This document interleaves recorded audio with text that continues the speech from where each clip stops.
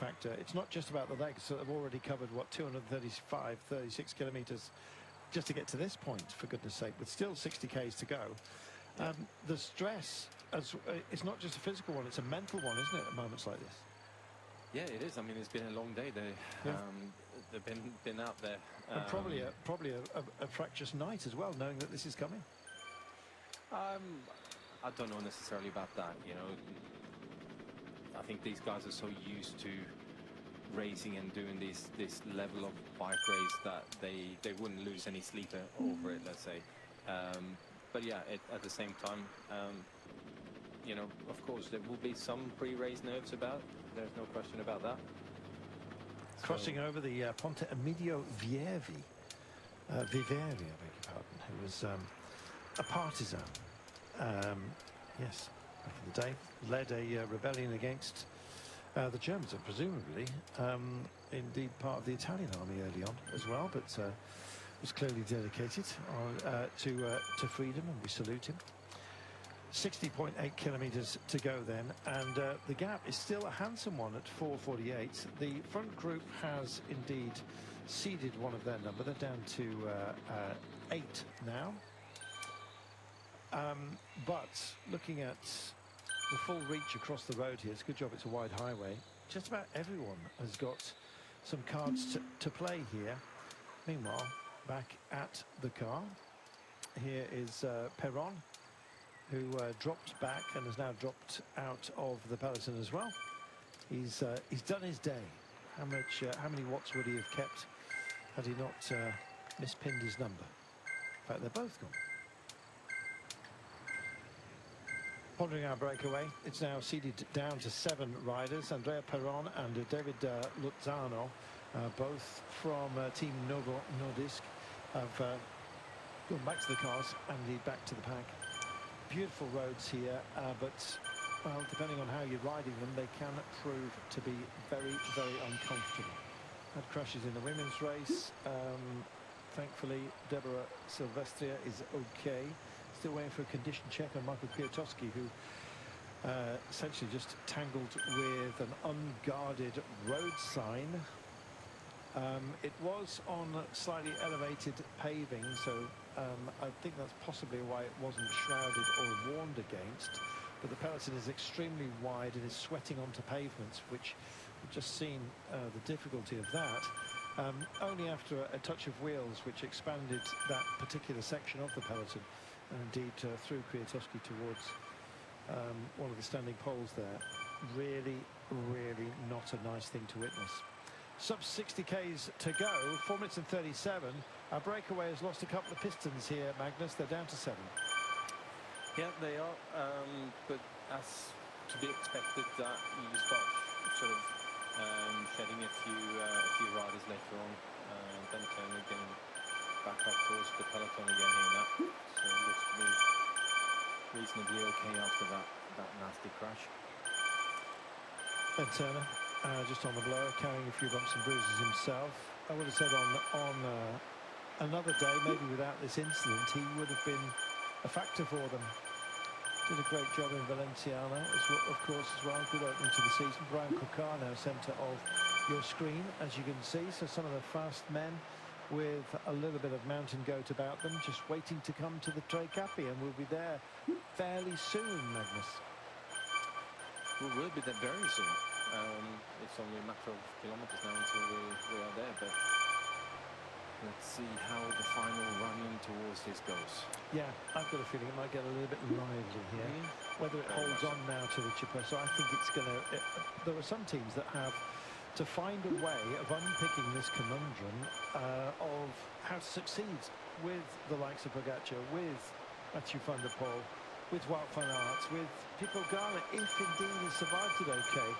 I mean, now there is really only one card to play for Ineos Grenadiers after Josh Tarling and Ben Turner found themselves out of shape.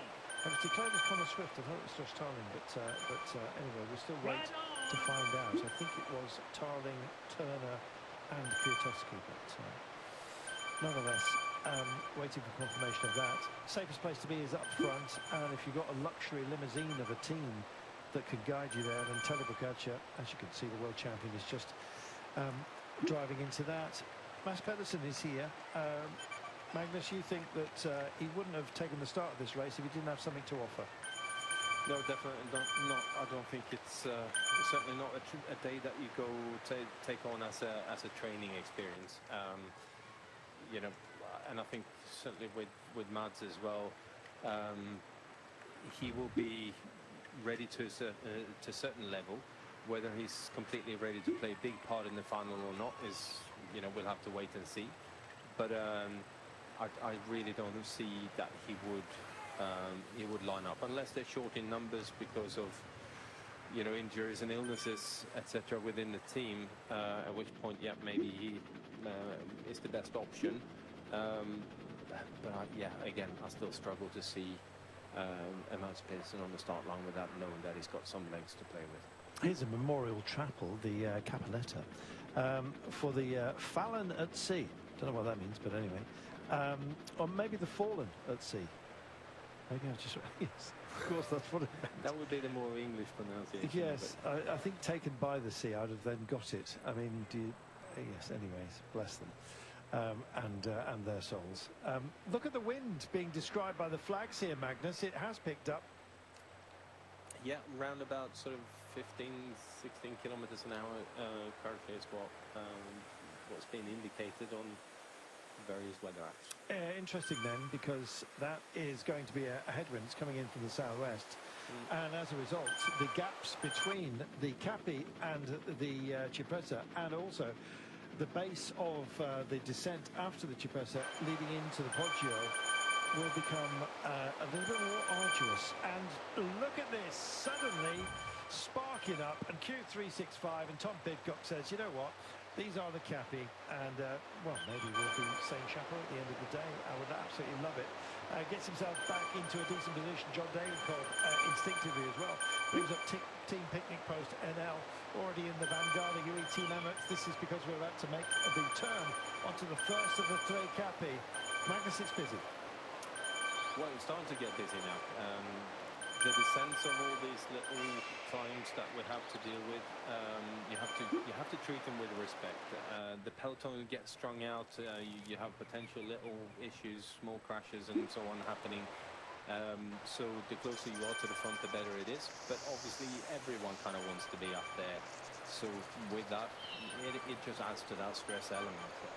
But you got to treat this next section of road with the respect that it deserves. It's flat out.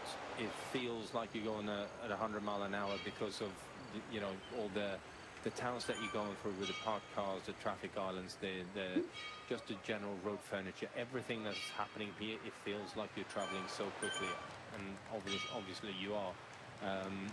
But they come at you at a very let's say high speed as well, so you get a couple of minutes first, and that's like, feels like a large speed bump, and then the next one comes at you very quickly again when we can hit Capo Cerva, and then Capo Barta again coming very quickly after that, and before you know it, you're at the foot of the Cipressa. So from this moment on, it is 100% concentration on making sure that you are in the right place all of the time. Lively. We're down to 7 riders at the front since Novo Nordisk. The 2 riders that were part of the break race since the beginning of the day got themselves back into the pack. Meanwhile, all eyes, of course, on the World Champions jersey. Tucked in behind them are Lidl Trek. I think Giulio Ciccone might be their main card to play. See what Matti Vacek does. Soren Krauw also is not to be dismissed. Big pickup. Road space is at a premium because we're about to turn onto Capi Mele. It's actually staying on the road essentially, but it's a bigger pickup than we've had so far to actually go up around the headland and then back down. Just discussing a local delicacy. Well, let's see who's going to feast themselves right now. You can see the little chili shiny that's up ahead of us, which announces this drag race that we're going to get. And there it is. Just described to you very briefly as it was on the bottom right of your screen. But coming as it does, Magnus, with 244 kilometres almost in their legs, It may look reasonably benign, and if this is all you had to do, you probably indeed would think of it as that way. But this is hard.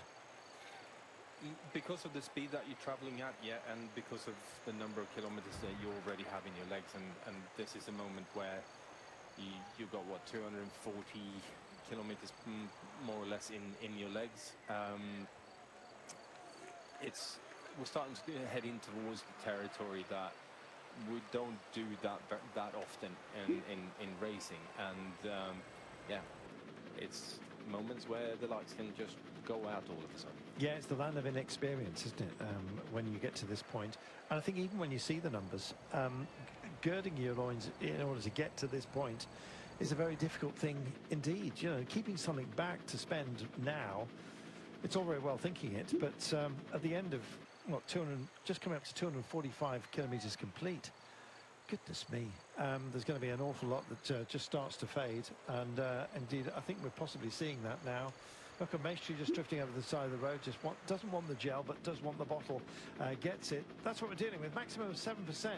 No easy task, good road surface, and thankfully dry still, Magnus.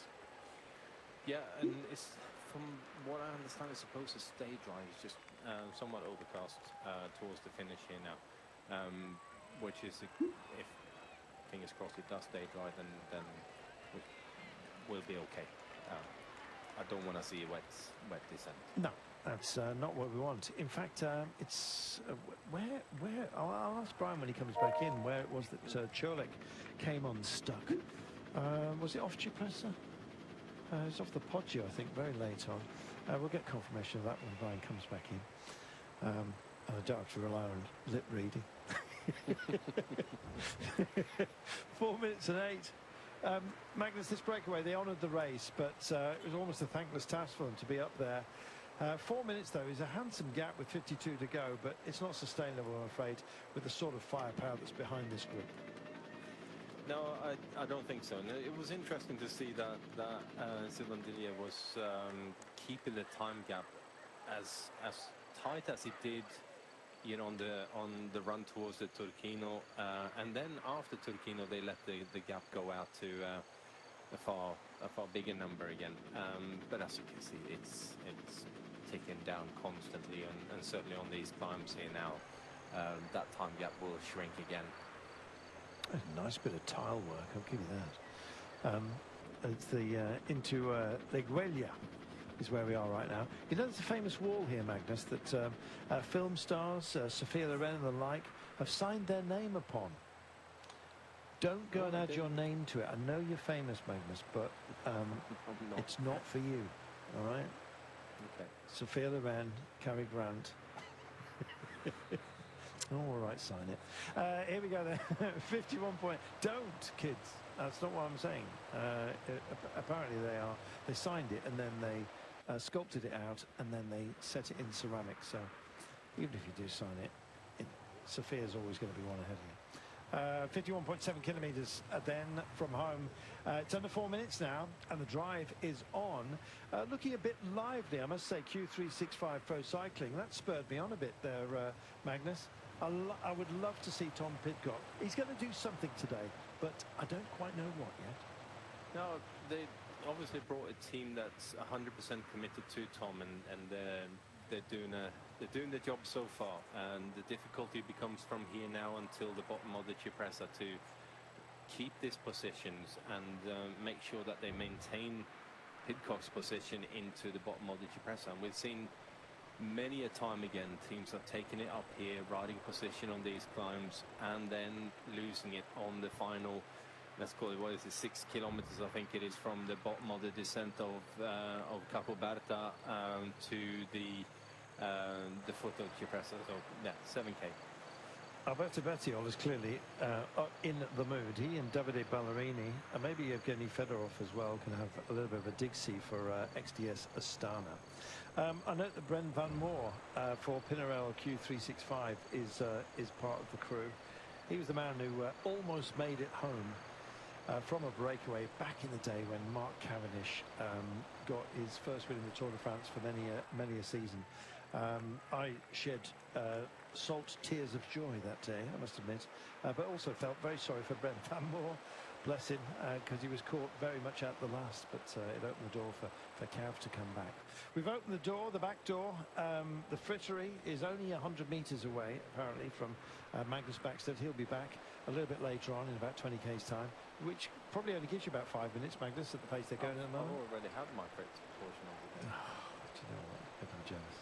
Thanks, Maggie. He takes a break. Cheers. We welcome back Brian Smith.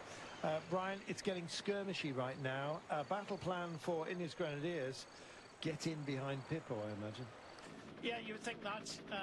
Unfortunately, they've lost Kwiatkowski because of that crash, that nasty crash there. So, but they've mustered in their team there. I've just noticed a couple of the riders from Ineos Grenadiers coming up towards the front. But on the fronts, Felix Grosshartner, you can see that Pogacar just given the instruction. At one stage, I was thinking, where is, as we see, tip of the hat to the Giro d'Italia trophy. Where was Del Toro? Because Del Toro went missing for a little bit. He's managed to come up, I think, at the right time. So he's joined the rest of his team at the front, but Pogacar obviously just giving out the instruction. This is what we thought they would do, take it on. They have to get into the Cipressa in the first positions. Behind them in the blue, Van der Poel's team. So there's so many teams know what they have to do. And just to give you an indication of how fast these guys are riding, look at the time gap, 3:23 now. Michael Valgren's moving up and into position. We've seen him indeed long shot magnificence by Michael Valgren in the Tirreno. I would love to see him have another dig. Yeah, start of the climb. So we are finally at the Capi. 3 minutes and 15. It's absolutely tumbling, the gap to the break. They're not the target. Everyone else just wants to be in a decent position. And as soon as UAE Emirates move to the fore, then instinctively ups in Premier Tech for Mathieu van der Poel do precisely the same. Red Bull Bora Hansgrohe won't be that far in arrears either. They have hopes for Giulio Pellizzari and Lawrence Pitty. We've already seen a very busy time for Chilibro Cycling. They've got Matteo Trentin, Julian Alaphilippe. Possibly other cards to play. Pinarello, it'll all be in for Tom Pidcock, you can be sure about that. And indeed, Wout van Aert, of course, for the men in yellow. Don't confuse them with Polti. Visit Malta, who are in the break here with green accents. The yellow and black, the Wasps, will be working for Wout van Aert, or maybe Matteo Jorgensen. Yeah, I think that. Yep. It's all going to come down to what we've been talking about since we left Pavia. Who can go with the When he won the Cipressa, who can go with him? There's a lot of riders out there that think they can, but it's delivering it at the right time. And talking about delivering at the right time, you can see Ineos Grenadiers in the orange and the left. Can Ghana do it the second year in a row? Do you know what? I thought that Ben Turner might be a better option for them, but Ghana looks up for it. If he's been quiet of late, and he has by his own standards, we've worried about his form. Well, clearly he's up for it, but what sort of range will he decide to impose himself from? Well, it's just a case of following. Yeah. See that they are us at the top of the podium. There's not a lot they can do about it. They may have their say in the final, but Pogacar, we know, is going to go. It's what legs you've got to try and go with them. But first and foremost, you have to get the perfect position. We saw that Pogacar didn't have the best position last year. They want to rectify it. So far, so good. But for some of the others, they know they have to be on the wheel of Pogacar, because when he goes, there's very few people, we discussed this all day long, there's very few people that when Pogacar decides to go full throttle, not many riders can go with him. There are a couple, of course, Van der Poel and Pidcock, but very few others. So you don't want to give yourself any gaps to close, because you won't close them.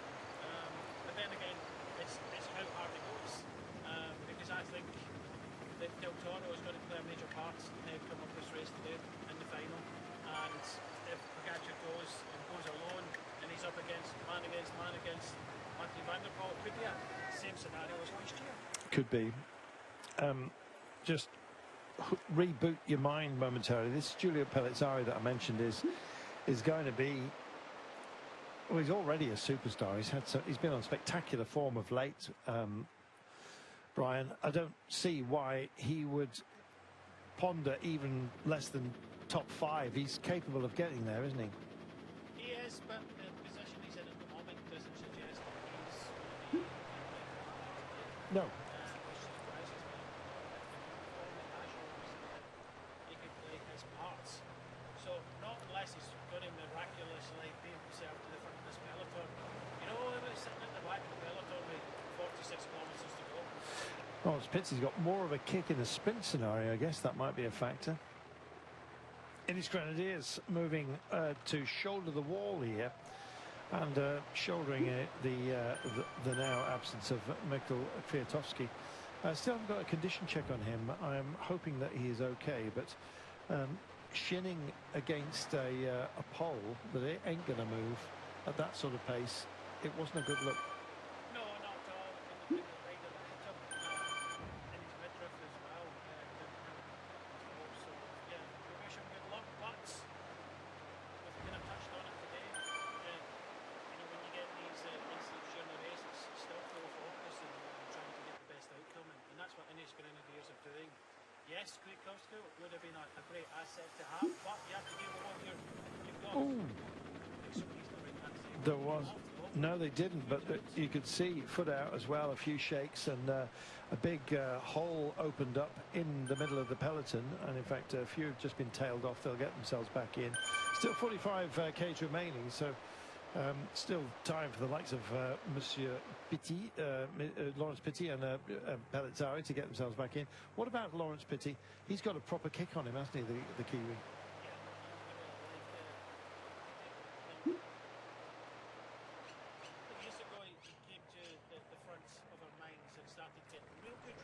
Yeah, he did. But over the last year or so, he's been there and thereabouts. He has progressed. But definitely a man for Red Bull Laura Hansgrohe that could possibly be one of the best of the rest. And I'm saying in that kind of second grip that, you know, maybe sprinting for the minor places. But the way this is setting up, very similar to last year. And a few riders getting in the mix here, but Team Everest doing a great job here. Had a very good Paris-Nice, did Lawrence Petit as well. He's had some phenomenal runs. Finished behind Arvid, declining to the Montargis stage 2. Don't forget, but beat Dylan Groenewegen. Danny van Poppel, who is also here. Somebody I was pondering, might well be a card to play. Not quite sure now, especially with the way that today has been run out. 44 kilometres to go. 2 minutes and 32. They've shed time in very quick order on the Capi, haven't we? We have one more to go before we start the long reach to the Cipressa. Next. I think that we even lose a lot more time now, but you can see that the squeeze has been put on it. Still Team Everest leading the way for the most of the last 10-20 kilometres. And I think that will continue. I think learn lessons from last year. But this is setting itself up quite nicely as we go through San Bartolomeo. There we are. Saint Bart on sea. 2:27. The Caperta, 2.4 kilometres before we get to the foot of the Capelberta, the last of the Tre Capi. And then we'll have rolling terrain, still staying with the coast before we cut in for the Cipressa. Then we have a reach of around 10 Ks, high-paced certainly, possibly a chase already on before we get to the Poggio. Off the top of that, past all of the greenhouses, SanRemo famous for its flower festival, its poetry festival, its casino festival, and of course this.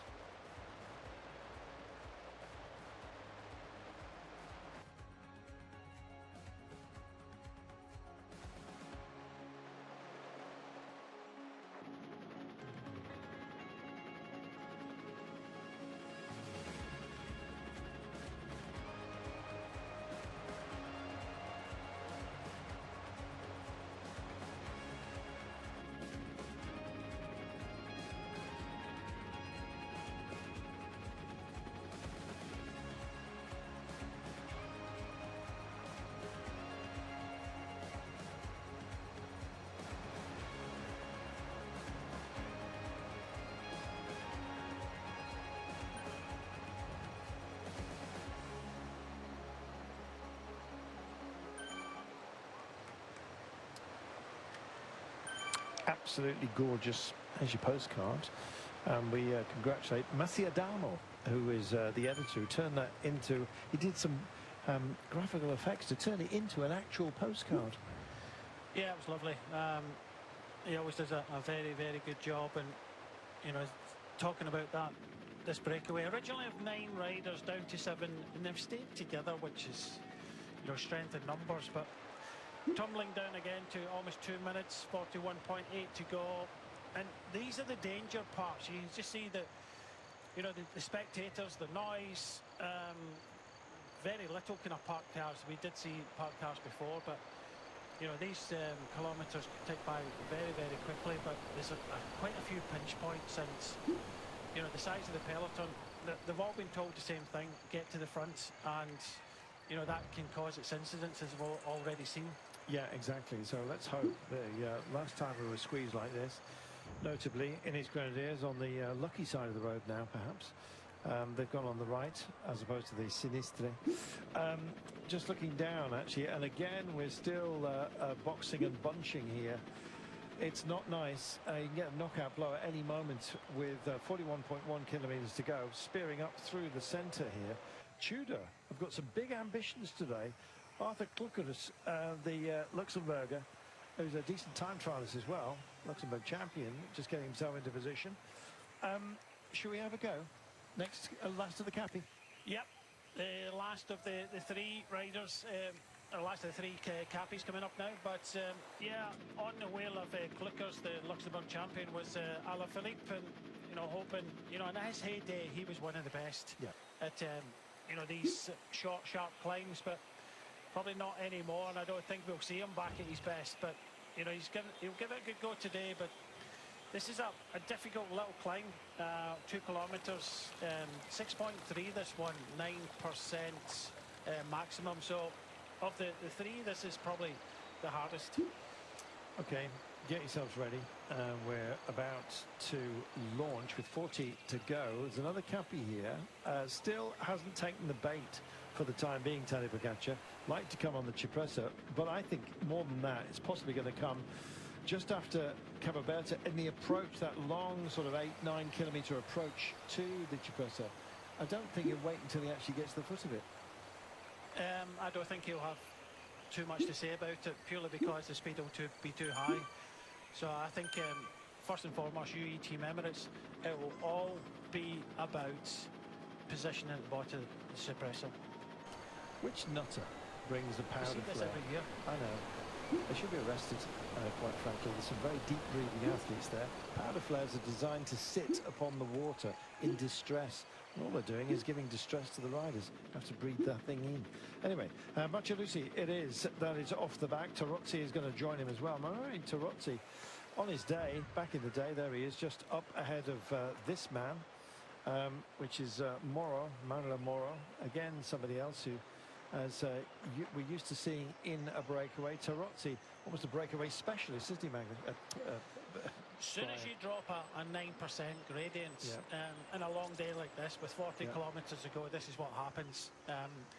I said beforehand, they've done a great job in keeping together and working as a team, which they have done. But as soon as you drop that percentage in there, this is what happens. The breakaway explodes, and you know, this is just a fatigue it's sat in for the breakaway. This is, you know, where the if you have saved your legs, this is where you come to the fore.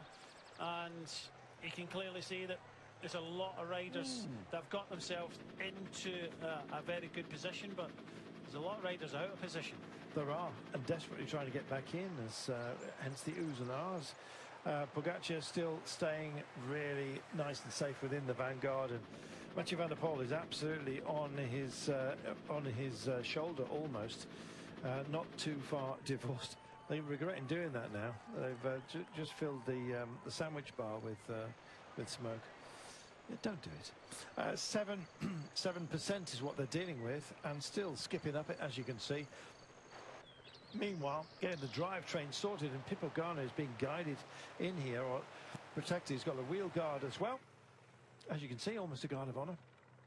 Looking back through the group. Team Jaco Alula, they have Swiss champion Mauro Schmidt. They also have Andrea Vendrame, who is starting to make a move in the purple. One to watch. Alessandro Covi as well will want to shine brightly, of course. Naturally enough, everyone does. 1 minute and 20 now. It's absolutely tumbling. We have ourselves now an instigation of hostilities, I think. The launch pad is being prepared for Pogacar and anyone else who fancies it, and he clearly does. Goodness me, how many flares do they sell in the locale here? Well, I think that might be the same one, but you know, we saw that. It's not. It's a guy with it in his hand. Is it Per Lazzari is now moved up in the right hand side for Bora, but yeah, it's continuing to break down in the breakaway. Another flare on the left hand side, Captain. Yes. But yeah, this is coming back rapidly. 39 kilometres to go. Still, UAE team members have the numbers, have control of this, the front of the peloton. Well, no drift just yet, maybe for Alexei Forêt-Prost. It looks like he's struggling to keep the wheel, and that looks like pop. Drifts to the side of the road, slams himself back down in the saddle. And 1 minute and 14, it's a thankless task at moments like this. He might get himself back on when they go just up and over the top, but it looks like he is struggling, I'm afraid. Won't like this camera being near him. Acknowledges it, almost leans into it. Leave me alone. It's almost like torture, isn't it? That's the side of the road I want to go to. Yeah, we're just about over the top now. Quite a fast, tricky descent. And these guys will just be hoping that they can get to the bottom of the Cipressa with some sort of an advantage. But launch coming up tight on the inside, and it looks like Bardiani. I thought they were going to have a hit. Nope, there. Here's Mathieu van der Poel staying with it, staying tidy. Good as well to see that Josh Tarling, great time trialist in his own right, could be a nice help for Ghana, but Ghana's clearly going to be the choice. And the Mexican champion, of course, Isaac Del Toro on the wheel of the world champion here, acting as his wheel guard, but I think will be his guide fairly soon. Alaphilippe looked like he was getting lively just out of the saddle momentarily. Nobody twitching and looking at him, but there he is. All just off the centre of the road with the rainbow bands upon his sleeve caps, and others as well. Some great notables just making themselves aware of those around them. And that's what you've got to do, Brian. You have to know what your possibilities are. yeah, there's a lot of effort being put in here. You can just see that the riders' faces, you know, making the effort. A lot of the contenders, well, they look so relaxed. But it's starting to get into this kind of washing machine. A lot of movements. We're coming onto this descent. A little push from Van der Poel for Del Toro there. This can be a tricky one. Luckily, it's dry today, but this is a fast, sweeping descent. And you know, if you want to be in the better position, and so far, you have to say that UAE Team Emirates have done a great job, because it's not easy doing this, staying at the front, because everybody knows that's what they're trying to do, but they're doing a terrific job of shepherding the world champion. Certainly are. 59 seconds, less than a minute now, the breakaway. It hasn't been like that for probably about 260 Ks, to be honest. Absolutely remarkable. Still at 36.8 Ks remaining, and fighting to get himself back on is Alexei Forêt-Prost. Good for him. It's going to be a quartet up front, but sacrificial lambs, I believe they're going to be. Imperial place. In the modern era, an industrial port, but yeah, fascinating blend of history and contemporary development. At the look of it, all you can see is the contemporary, but there's the church down there. This squeeze that we see, familiar. Often we've seen the person coming through in bulk. Occasionally we've seen somebody spearing up through here on their own, way back in the day. But right now, in 56 seconds, we still have just about 4 riders here. This is one of the big pictures, isn't it, this Piazza? Las pruebas de los juniors, tanto en hombres como en damas, que también vamos a charlar con sendas descalificaciones, tanto en los hombres como en las damas al sprint. Veremos si hoy también es al sprint o si hoy hay variantes en el ordenamiento final de las corredoras en este caso. Mi nombre es Mario Sabato, el placer de darle la bienvenida a mi compañero y amigo al señor Juan Sebastián Charri, querido Charrito, pero ¿cómo estás? Muy bien, Mario, muy buenos días para ti, para todos los que se conectan en nuestras aplicaciones digitales también, no solo aquí en pantalla principal. esperar tener una jornada muy linda el día de hoy, donde, como bien decías, pues el clima está jugando un papel preponderante, un papel, digamos que muy importante. Mientras vemos ahí las imágenes de la partida, ya con un clima muy diferente, el mismo equipo de la selección Colombia, por ahí vemos a todas las camisetas, a Chile, a Brasil. Pero donde hay que decir la realidad, Mario, hoy hemos tenido un pelotón, digamos, en las primeras vueltas muy tranquilo, si cabe la palabra, ¿cierto? Un promedio de velocidad bajo, digamos, un poco en las primeras vueltas, y ha empezado a subir ese ritmo. Ahí vemos a Laura Rojas, justamente nuestra campeona nacional, pero desde que ha aparecido la lluvia, Mario, curiosamente hemos tenido un promedio de velocidad un poco más alto, ¿no? El promedio de la última vuelta inclusive creo que por debajo de los 19 minutos. Entonces, Mario, pues ya digamos que la carrera entra en esa recta final. Vamos a ver cuál es de pronto ese diagrama del pelotón, donde hay que decirle a la gente que ha sido la selección Colombia que ha estado al frente de toda la carrera. Así que esperar tener un lindo día, Mario, pues también que esa lluvia no nos impida de ver un sprint totalmente limpio. Muy bien, son las primeras alternativas lo que hemos vivido, un recorrido que de las 9 vueltas, como bien decía Juan Charly, arrancamos en torno a los 21 minutos y medio, los primeros giros, y llegamos a tener una quinta vuelta a casi 40 kilómetros por hora de promedio. Ahora volvió a bajar el ritmo, ahora estamos en 20 minutos 33, 2 minutos más lenta esta vuelta que la vuelta pasada, pero el pelotón ha quedado con estas marcas de la lluvia en el asfalto y que pareciera no detenerse. La selección Colombia conduce al ritmo que Colombia quiere. Lo ha dicho ayer su entrenador. El objetivo es intentar ganar con, lo dijo con Diana, ¿no? Con nuestra amiga Caro Peñuela, pero también hay que tener en cuenta el nivel de las corredoras que están. Está Laura Rojas, actual campeona nacional de Colombia, está Cami Balbuena, está Jenny Salcedo, bueno, un equipazo que tiene Colombia, pero atentos, porque hay otras formaciones con muchísimo prestigio también. Vemos a México, que tiene a una medallista panamericana, una de las pocas que están corriendo en esta carrera, y a la actual campeona de su tierra, Andrea Fregoso, también la corredora de allí. Muchas expectativas con Huelita Rodríguez, que ya supo ser un par de ocasiones medalla de plata por Brasil.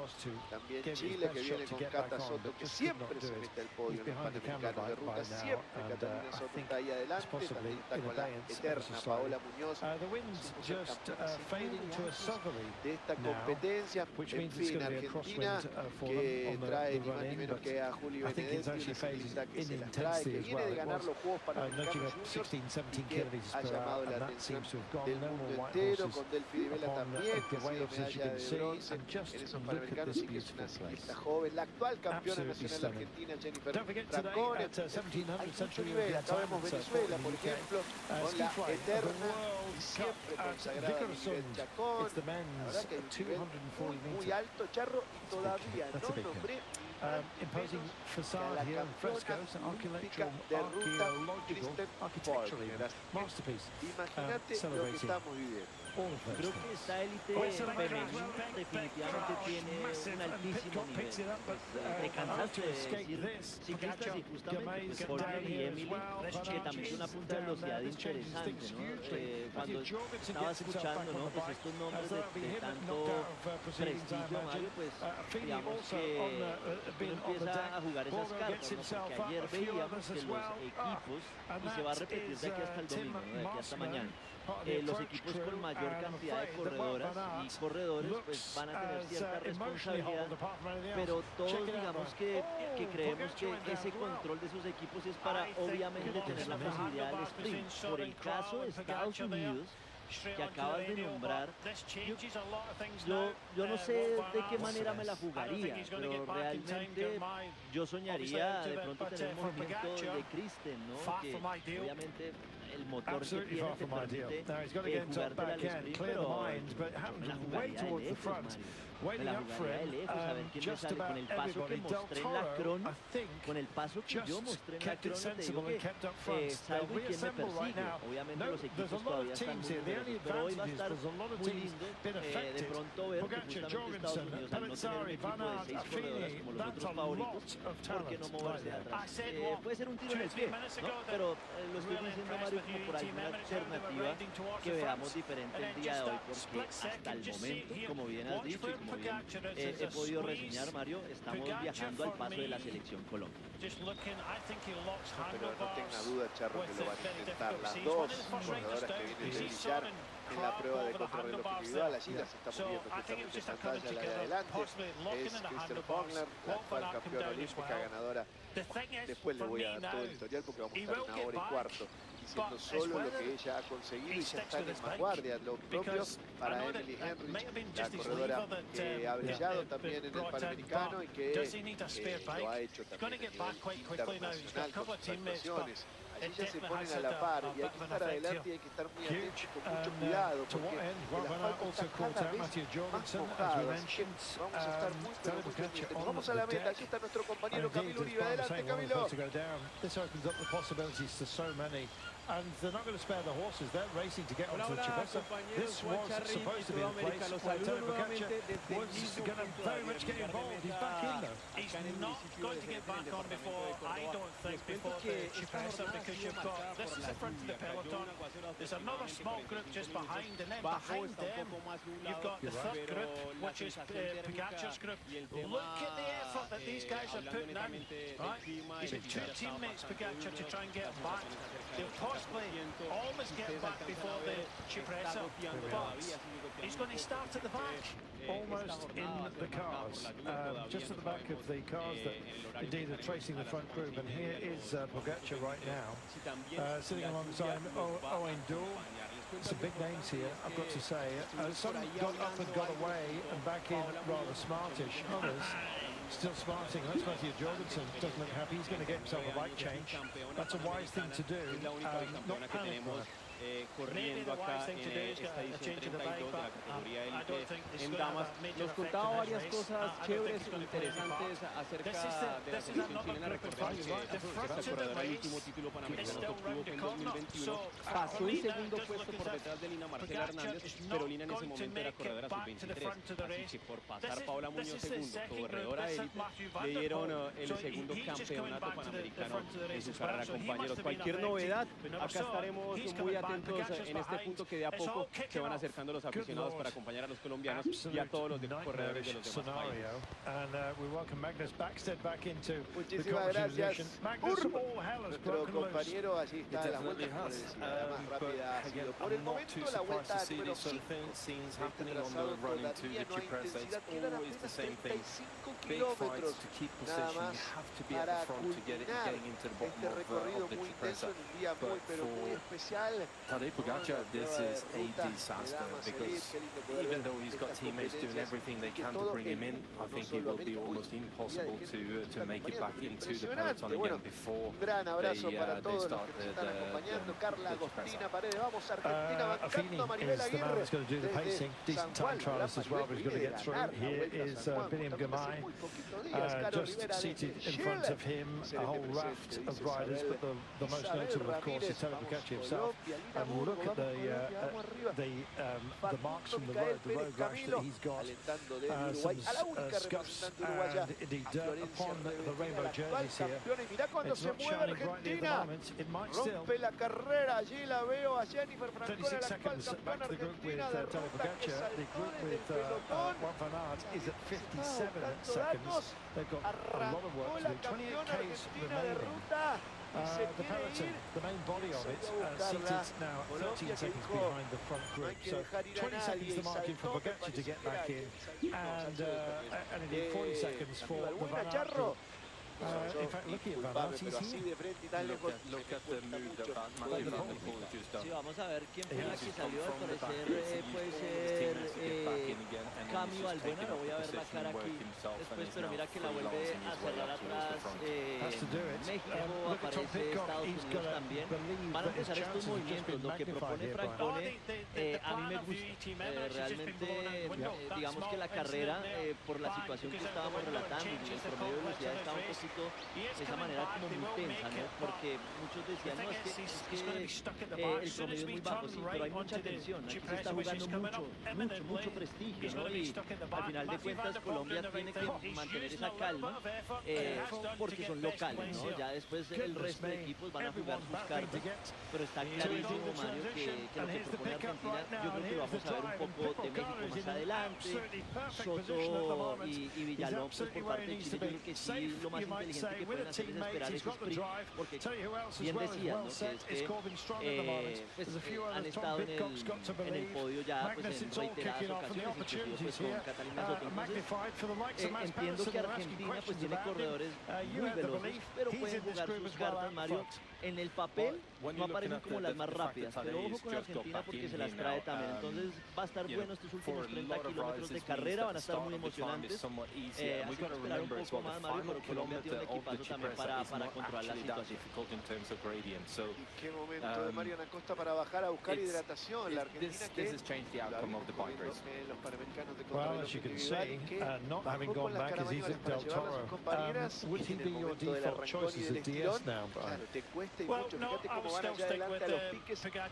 The La unfortunate thing for incesante, Pogacar, I know vemos he aquí crashed detrás last year a la in corredora the Fabiana Strade Candela de Bianchi Venezuela, 191. tratando de no He's still perder rueda, got that tratando power de left. ingresar. If Yo his creo que en bike's okay, cualquier he's momento still got Mariana the power Acosta left. revolea But esa the thing is, caramañola y que, like Mikey said, it does que change sea the lo que Dios outcome. quiera, He's not compañera, that porque plan si no, to go la from the sueltan de bottom. rueda, This is aceleró too el slow for paso. Pogacar. Las His corredoras talent is the front, but colombianas nobody's taken it le on. ponen una It's vez kind of más bunched up at the picante front. a la Normally we would not competencia see que, this. If insisto, the plan of todavía queda Pogacar mucho camino por recorrer, had ahí to come se to paran las the front, aguas. but it hasn't. Movió And Argentina, this is going to respondió slow things Colombia. up, which El means that objetivo de Colombia es llegar Pogacar a is still the main plan. al sprint as, para que la eterna Ghana y just fills his foot magnífica out there. pedalista Diana So, Carolina Pinela, pero Trentin fíjate also cómo moved vienen up los in the black ataques. there Claro, for una vez Tudor. más saltan por el Pogacar's coming costado, back. dicen no He will get podemos back to the front, llegar todas but juntas. he's lost Y la that que big se va opportunity. refregando las manos, Charro, Magnus, permitime que te lo diga. there's a smorgasbord selection right now, and I suggest there's actually more to choose from. Pogacar comes to the front. Is he going to make a statement move here? Just trying to stay with him. Just gets the drive, as you can see. It's everyone else tucking in on his wheel again. Well, maybe the great man Magnus has still got what it takes to deliver here. La eterna They're también definitely going to keep on trying. exquisita There's pedalista no question about that. But chilena, I'm somewhat que surprised that none of the other infinitos riders éxitos that a lo largo de toda su carrera are deportiva. more towards the Ahí dan el climb, pase those una vez type, más. how Hay they momentos go de picante. Claro, when, Charro, todos saben at the que al from the sprint foot of the y las Cipressa chances to crecen y mucho para Diana Peñarela. ¿Hambre? Prueba the Maniwari. bike race and then let ¿Hambre? Cálmala con los deliciosos sabores de Maniwari desde 1,500 pesos. ¿Hambre? Prueba Vari Snacks. Maní, mezcla de frutos secos, maní confitado, arándanos con cobertura sabor a chocolate. ¡Uf!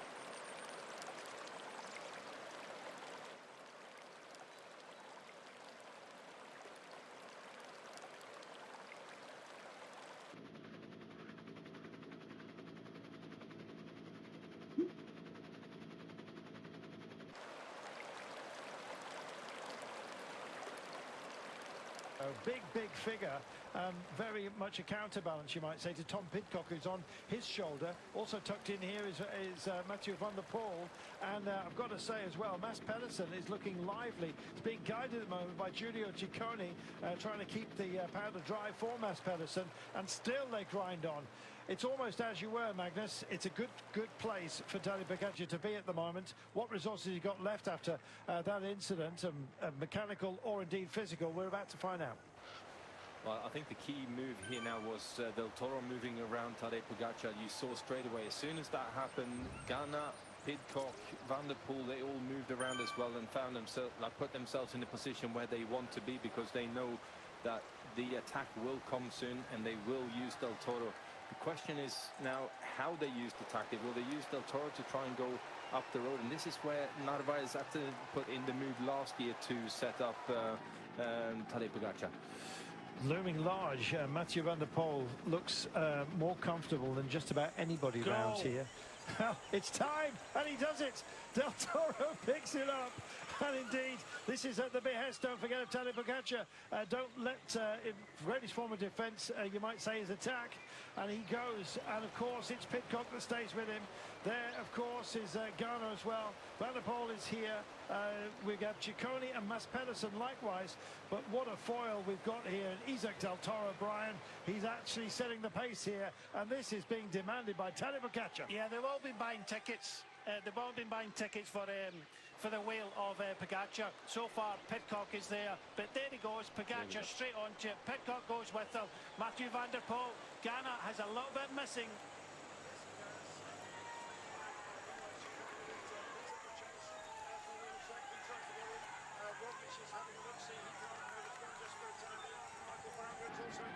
But this is Tadej Pogačar. Could it be another magnificent down but not out? And in fact, the killer blow still waiting to be offered up. It's a very different complexion. Ghana's not going to be a part of this, I don't think. I would have aimed that one today. We'll see if he gets himself back in. But Pogačar is absolutely showing his class here in adversity. Yeah, you had to be on the wheel, and actually Mathieu van der Poel was a little bit far down. He made sure he got back up towards the front, but yeah, he's kicked over the bucket now. He's the adrenaline is high at the moment. He's not even kind of asked for any help whatsoever. Pidcock, Mathieu van der Poel, we thought this would be the scenario, and Ghana, as you said, missing a little bit, but Pogačar bouncing back very well here so far. But I just think he's lost that opportunity of going from the bottom. We said it right from the start. I don't think he's going to get rid of Mathieu van der Poel on the Cipressa or the Poggio, and he has to think, what next? What is next? Because if he's going to continue riding like this, what we got to also remember is that we have a number of kilometers on the flat at the bottom of this one before we hit the Poggio, and what have we got coming from behind as well? Because if he goes full all the way here now and they don't stay away, then it's a big question on how quickly can this big bunch that's led by Little Trek come back into the mix again. Yeah, Little Trek thinking, indeed, I am certain about Mads Pedersen now. That would be a story in its own right. Soren Krauss was one of those that I believe took a tumble. Meanwhile, 4% is what they're dealing with, nearly at the crest. But how does he unpick this one, Brian? He's got two riders with more than a little bit of a kick. He's just got to believe he can deliver once again. Look, it's a tough one. You do have to believe. He made a mistake in the sprint last year. I know it's going to be very difficult against Mathieu van der Poel again. But he has to continue doing what he's doing. There's no other plan that he can have. If he stops, if he slows up, Pidcock giving him a turn, Mathieu van der Poel says no. But if they stop now, then they're bringing so many other riders back into the fray. So this is the podium if they want it. They want a podium, they've got to. Van der Poel is pulling a few faces here as well. I think they all are. It's been such a long day and such a brutal one as well. Garner just regathering himself. He could possibly, Garner, just the quality of his time trialling here, Magnus, make a breach when he gets onto the flatland. He's not a bad descender either. But when it comes to the final climb up the Poggio, I kind of lack belief. He's just not been absolutely where he needs to be. And finally, they are now starting to share the duty out front, Magnus. Yeah, I think Ghana himself, it will be difficult to sort of bridge the gap, let's say. The only thing that he can hope for now is that the full team of Little Trek and the work that they're doing, they're going to be able to... Here he goes. Big pickup, and Pog doesn't want company. I can understand that as well. Just the scenario that Magnus was talking about there. He doesn't want to be part of that. He'd like to be alone. It's Pidcock that goes. Maybe he senses that Van der Poel is struggling just a little bit. Maybe the delay for him to come back and offer up a little bit of help shows a little chink in the armour, and Pogačar wants to exploit it. Whether he's capable of delivering that, Brian, is anybody's guess now. Yeah, I think he's shown a little bit of desperation there, because you know it's close to the top of the top of the climb. He had the cooperation of all of them. I think he should have used that. He should have, you know, kept rolling through, not attacked them, and went all in on the Poggio. Now The others are expecting it. Now the others are not going to give him that sort of help. Oh, I tell you something. Van der Poel here, Magnus, does not look overly happy. And we got some rain. It looks like he's labouring a little bit. Pidcock is looking very sharp indeed, though. Like the way he responded to that attack from Tadej. Wow. Slightly damp is our condition, as you saw. I don't think it was a drop bead on. I think we've got a little bit of moisture in the air. That might add an extra little element here. I've got to say that Mathieu van der Poel does not look massively comfortable. But then again, if he can keep up at the moment, all bets are indeed off. I think this is quite an even gambling table here, Brian. Yeah, as you know, all three. This is the podium if they want it. It's only 21 seconds back to the group behind. Any falter in anything at all. I just thought at that time that Pidcock started the ride, Mathieu van der Poel started the ride, and just let them ride, let them put their nose in the wind, don't drag them along. But then when Pogačar went on the attack, that changes things again. We're not going to ride with you if you're going to keep on attacking us. We know it was going to come, but I tell you what, this group ain't out it yet. Goodness me, Magnus, it's a conundrum. Has Tadej Pogačar, after a slam down, we still don't know whether his equipment is absolutely as he would want it. There's a few others here that would hope for. Covey just makes a signal here, as you've just seen. Likewise, a few others will still have some ambitions, but it's up to 30 seconds. Tadej Pogačar is a fabulous descender. A great bike handler as well is Tom Pidcock. Yeah. Van der Poel, likewise, yeah. But look at the gaps between them, and it seems that Pogačar wants it more than any of them, Magnus. Well, I think Pogačar, as we heard in that interview, has spent an awful lot of time going up and down this particular climb. Okay, with open traffic, but you still learn, you still see the signs, you know the corners off by heart, and when you do that, it builds the confidence in what you're doing and how you approach every single turn. So the fact that we've seen Tadej leading down here, not a big surprise. Pidcock looks very comfortable, and Mathieu is just looking like he's got that little bit of a safety gap just in case. Just trying to see who's giving the drive here by Little Trek. Mads Pedersen will, I imagine, try and keep something back, but it's not in his nature. And even coming here, as Magnus said at the beginning of the show, somebody who would not attend if he didn't think he had a chance of winning. Little rain spots here. How much we have to worry about that depends if they intensify, but as we've also got sunshine, a suggestion of a rainbow, and it's the rainbow jersey that's leading us down here. He's a big man, isn't he, Mathieu van der Poel, but he sails around these curves rather nicely. Double check into the corner there for Tadej Pogačar. Well, let's see what the cooperation is when we come off the descent here, because that's key, because 34 seconds, not a lot in the kilometres up to the bottom of the Poggio. So now let's see if they start to communicate with each other. If they do, then this is the podium. If not, then this group behind them could be on them before the Poggio. The SanRemo Walk of Fame, I think we're asking for people's handprints at the end of each day.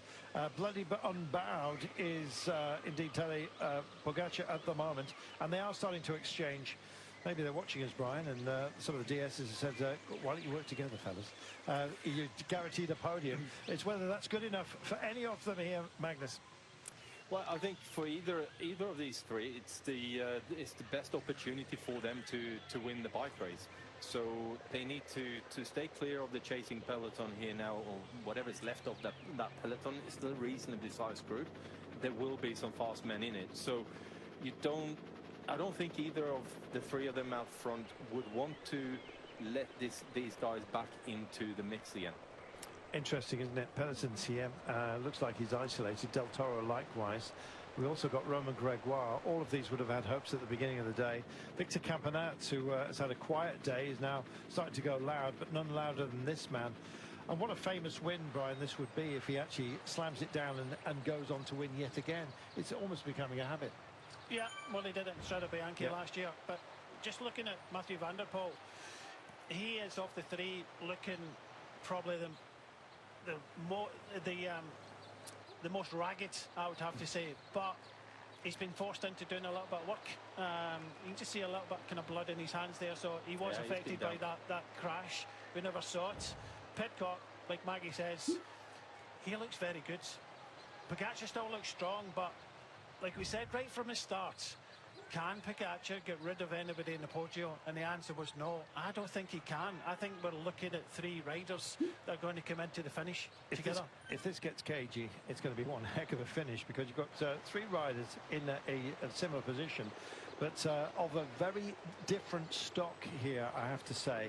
And depending on how they've ridden the day and the adversity that has rained down upon them, it's going to almost level it, really. It's hard to choose, Magnus. It is. I have to say, I think Pidcock looks the calmest and probably the most in control at this moment in time. He's not made any tactical errors as far as I'm concerned, and I agree with Brian that what Tadej did over the top of the Cipressa, maybe that wasn't the best of ideas. Mathieu van der Poel, as we've seen now, he's definitely suffering a bit with his finger. Maybe that's why he was just sort of letting a few bike lanes go on the descent there, because he feels like he's not got the best of mobility in that hand. A lot of firepower here in this chasing group. Wout van Aert, after a bike change. Julian Alaphilippe is here as well. Mathieu Jorgensen is on the nose, I believe, doing a lot of driving. Liam Schlott for Lotto Intermarché, also part of this group, has been helping as part of the retrieval. Let's see what indeed will it only be crumbs from the table with 15.5 kilometers to go. It's going to be minor places by the looks of things. It's gone out to 34 seconds, Brian. Yeah, there's still an opportunity. I think it's Lido Trent riding at the front. There's a few other riders. Romain Gregoire was rolling through. Maybe with Wout van Aert here, you get Victor Campenaerts maybe ride a little bit, but I just think that the gap has grown a little bit. I think this could be our podium come the finish. In what order? I have to wait and see, but 2 of them have been down. Tom Pidcock hasn't. He does look the most comfortable, but has he got the legs? A lot of adrenaline running high after that incident there. I think Pogacar making a couple of mistakes already, but you know, this race isn't over for these guys, but it's looking a little bit more likely that they're not going to catch the leading trio before we hit the podium now. I wouldn't have thought so. 14.5 kilometers to go. Wout van Aert, what might have been, he'll be thinking, but then again, so many riders will be sharing that particular thought by the end of the day. I think Mathieu Jorgensen, even from his own team, Alaphilippe here just fumbling for a gel with the rainbow bands on his sleeve caps. In fact, the rainbows are indeed up front, including former world champion, of course, Mathieu van der Poel, and Tom Pidcock with that golden trio. But just look at this. This is a proper drive behind them. 34 seconds, though. I don't think they're going to get caught. They seem to be working together. I think it's been a great equalisation, and as a result, we just don't know who's going to pick this up. Tom Pidcock, a few moments ago, he kind of looked a little bit twitchy. Just on the bottle feed, sort of cast a bottle away. It's almost like he's riding on anger here, and I think it's because of the scenario he's in. It's not that he doesn't want it. He's trying to. I think just naturally he's spurred on. Here he is. Look at that big breathing from Tom Pidcock. Takes a toot of the bottle. He then hurled it to one side as if to get himself into battle mode, and that's exactly what we're witnessing here, Brian. Yeah, I think that all 3 of them now have realised that they have to race together because, you know, they want to at least get the podium. Who's going to win? You'd have to think that Mathieu van der Poel is definitely the favourite yet again. But having been down, having that injury, how bad is it? He did look as if on the descent he wasn't comfortable. He was kind of hanging a little bit on the Cipressa. Don't write off, you know, what happens next in the Poggio with this man, because guarantee he's going to go all in right from the bottom. Can Pidcock stay with him? I think he can. Can Van der Poel stay with him? I think he can as well. I'm thinking now that all 3 riders are going to go over the Poggio together, but Pogacar is going to put one hell of an effort in to get rid of these 2. Absolutely remarkable. What a scenario, Magnus. Yeah, I think I agree with Brian there, but for me, Pidcock has to be on the wheel of Tadej Pogacar on the Poggio. He cannot allow Mathieu van der Poel with the sort of somewhat hesitant turns that he took on the Cipressa, and he wasn't really. Yeah, he didn't really want to participate in the work going up there. Even over the final kilometer, there is somewhat flatter. So for me, I agree. Tadej will go all in the moment they turn off this main road here now onto the Poggio, he will go from there. And I wouldn't want to take the risk of, maybe if Mathieu is feeling it, to lose the wheel. If that is a possibility, then I would certainly want to position myself on the man in the white. There's always time to get back over the top of the Poggio, as Sean Kelly, of course, proved on his second win. Absolutely remarkable. They are exchanging duties here, which is great to see. However, it's going to be a proper punch-up by the time we get to the foot in 2.7 kilometres time. Only 23 seconds in arrears, and a fully stocked shelf here by, indeed, Little Trek. Doing a fantastic job for Pedersen, who's ridden beyond himself, I think, today. Here is an assembly of greats just towards the rear, including Wout van Aert, but surely only minor places for them. Mathieu van der Poel does pick up, and he starts to drive into this climb. Still 2.3 kilometres to go before we get there. A little bit of rolling terrain. Sun shines back out. Rain, whatever little sprinkle of water we had, has indeed abated. And just look at the face of Tom Pidcock. He means business here, Brian. Yeah, they all do. They're all feeling it. Dip of the head there from Pogacar. But I look behind. They know they don't have a lot. Yeah. They're going to have enough to go into the Poggio in the prime places. But that little look behind, that's forcing the trio to combine together, because any faltering, any slowing up, any sandbagging at all means that their podium place could be out the window, and that's why they're all riding together. But just wait till we turn off in just a moment's time, that the world champion, you have to say, in the white and the tarmac colour, will be you know, lighting things up. Capelats is on duty here, and this will have been the call that's come in from his teammates. Mathieu Jorgensen, Wout van Aert also won a part of the day, and Julian Alaphilippe has actually reinvigorated as well. He's picked it up. Are they starting to believe that possibly something could happen here? We'll see if the resources of this trio have got enough. But it's down to 19 seconds, Magnus, with 1,300 metres to go before we get to the absolute transition onto the Poggio itself. Yeah, and this is going to be the question now. Are they going to be able to make that junction just as we start the climb, or in the first few hundred metres of that climb?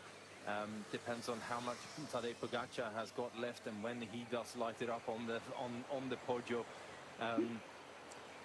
This is going to be a nail-biter. It certainly is, and right now even Pogacar's offering himself up a look-see. 17 seconds only is the margin. I'm beginning to wonder whether this is enough of a cushion.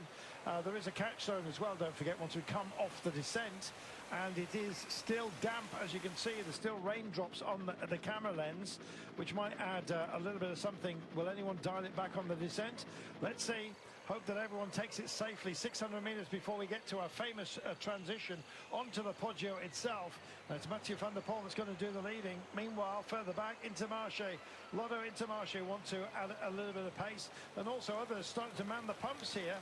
Paul Magnier, if he's still here for Soudal Quickstep, that would be something very, very special. And they still make the turn here. 300 metres. And it's going to be on it'll be a gentle right-hand blend onto the Poggio itself. We get this very, very gentle curve. They drift to the centre of the road, try and give themselves the biggest view of it when we make that transition. It is only 11 seconds they hold. My goodness, they're coming back here, Brian. Yeah, Pidcock is he's the rider not doing anything. So we turn on to the Poggio now. We are expecting Pogacar to really kind of rip up this climb, but the last couple of turns, Pidcock has missed. 7 seconds now. Pidcock holding something back, possibly trying to lean on Pogacar. Van der Poel just drifts over to the left-hand side of the road. Pogacar, has he got a moment right now? Indeed, is he going to strike out? So let's wait and see. They've only got 8 seconds. He's probably going to go up this Poggio, don't forget, quicker than just about anybody else. Even when he's taken a slam down like this, he's got the numbers. He knows that he can reassemble them. But will he? That's the big question. He comes out of the saddle right now and he goes on full attack. Trying to stay with him is Van der Poel. Can't do it just for now. Waiting to see everybody else and what they've got to try and bridge over here. And they're within sniffing distance. And it says 8 seconds, but it's even less than that. Still he picks it up and goes. And here it is. Big one. And Van der Poel can't follow by the looks of things. Can Pidcock stay with him?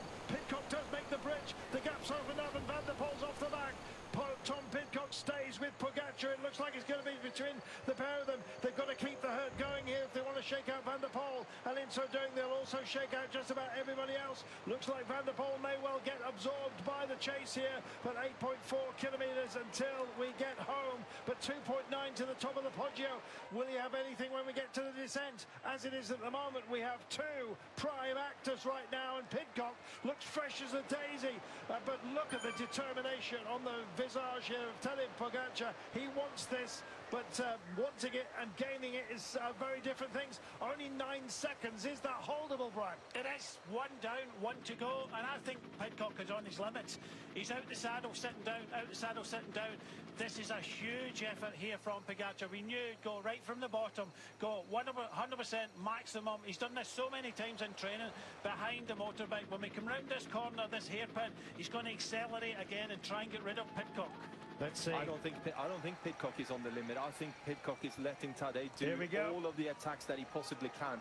And there we go. He tried again, but I don't think Pidcock is just waiting for Tadej to get a little bit more tired. He will put in an attack. Let's see.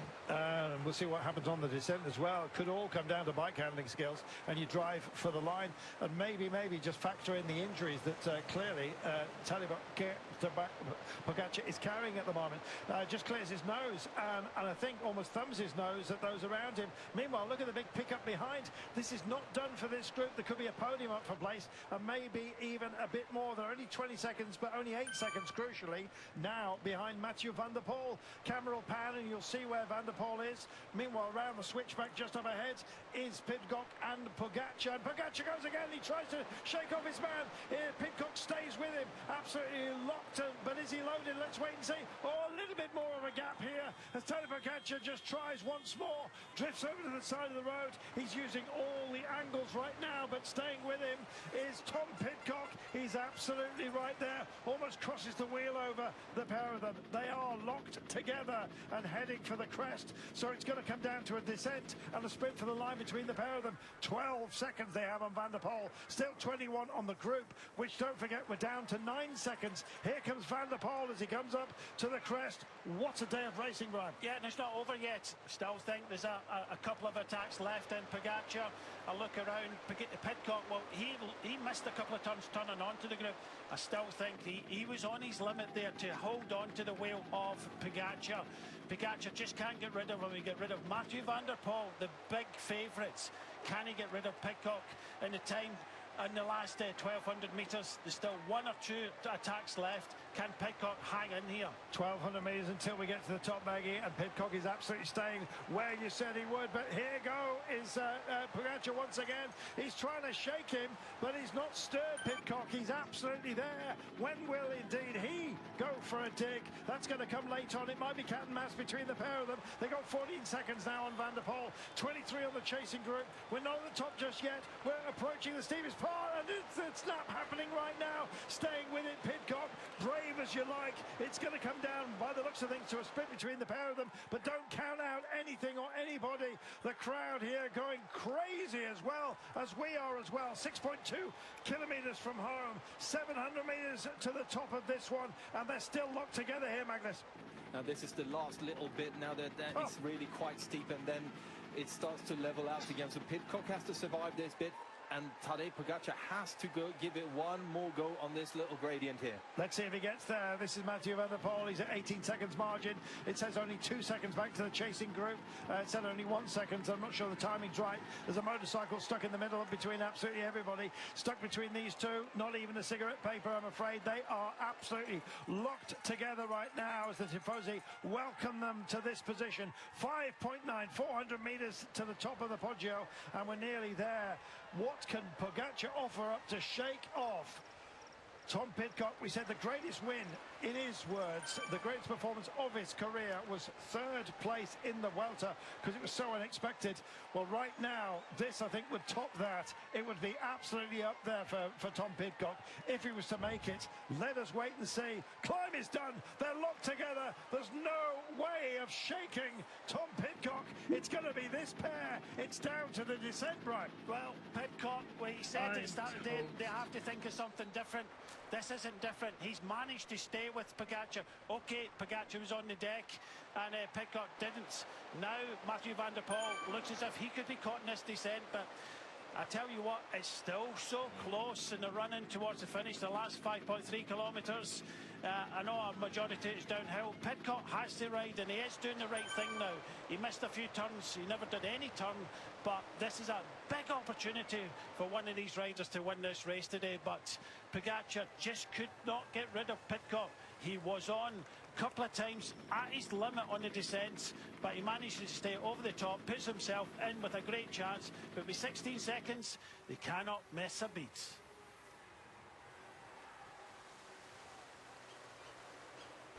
And Pidcock is that takes the nose, and it's Pidcock that's gone on the attack here. He wants to get a little bit of drive here. Can't burn too many matches because Tadej Pogačar, a fabulous time trialist in his own right. And once we get to the flatlands here, as we take on this sequence of hairpins before it finally opens up onto the Via Roma, and he's staying with him. He's harrying. He wants to get inside his head apart from anything else, as if indeed he could have possibly forget about him. He comes around on the inside rather cheekily, just takes the part of the road that of course Pidcock wants to take, and now it's going to be a time trial all the way home between the pair of them. It's absolutely magnificent. It's turning into a sprint race, this one. Pidcock knows he must not lose his back wheel and gets back on. Yeah, Pogačar's actually pushing it in the descent now. I think Pidcock, well, he's quite happy in this situation. Mathieu van der Poel, well, I think he's going to be caught by the group behind, which also includes Christophe Laporte. What a group, what a grouping, and what a day, and what a finale. 3.9 kilometres is all we've got. The chasing group, I think, will soon include Mathieu van der Poel, and the drive goes on. Pogačar wants to lose Pidcock, who is doggedly determined to absolutely stay with him. Big lead into the corner. Oh, and holds on to it absolutely supremely. That was dialed into his mental. They must have gone through this race in their minds, and maybe this scenario on so many occasions. Pogačar is a brilliant time trialist, but you've got to say, if they came to the line together, you'd probably bet on the jump for Tom Pidcock.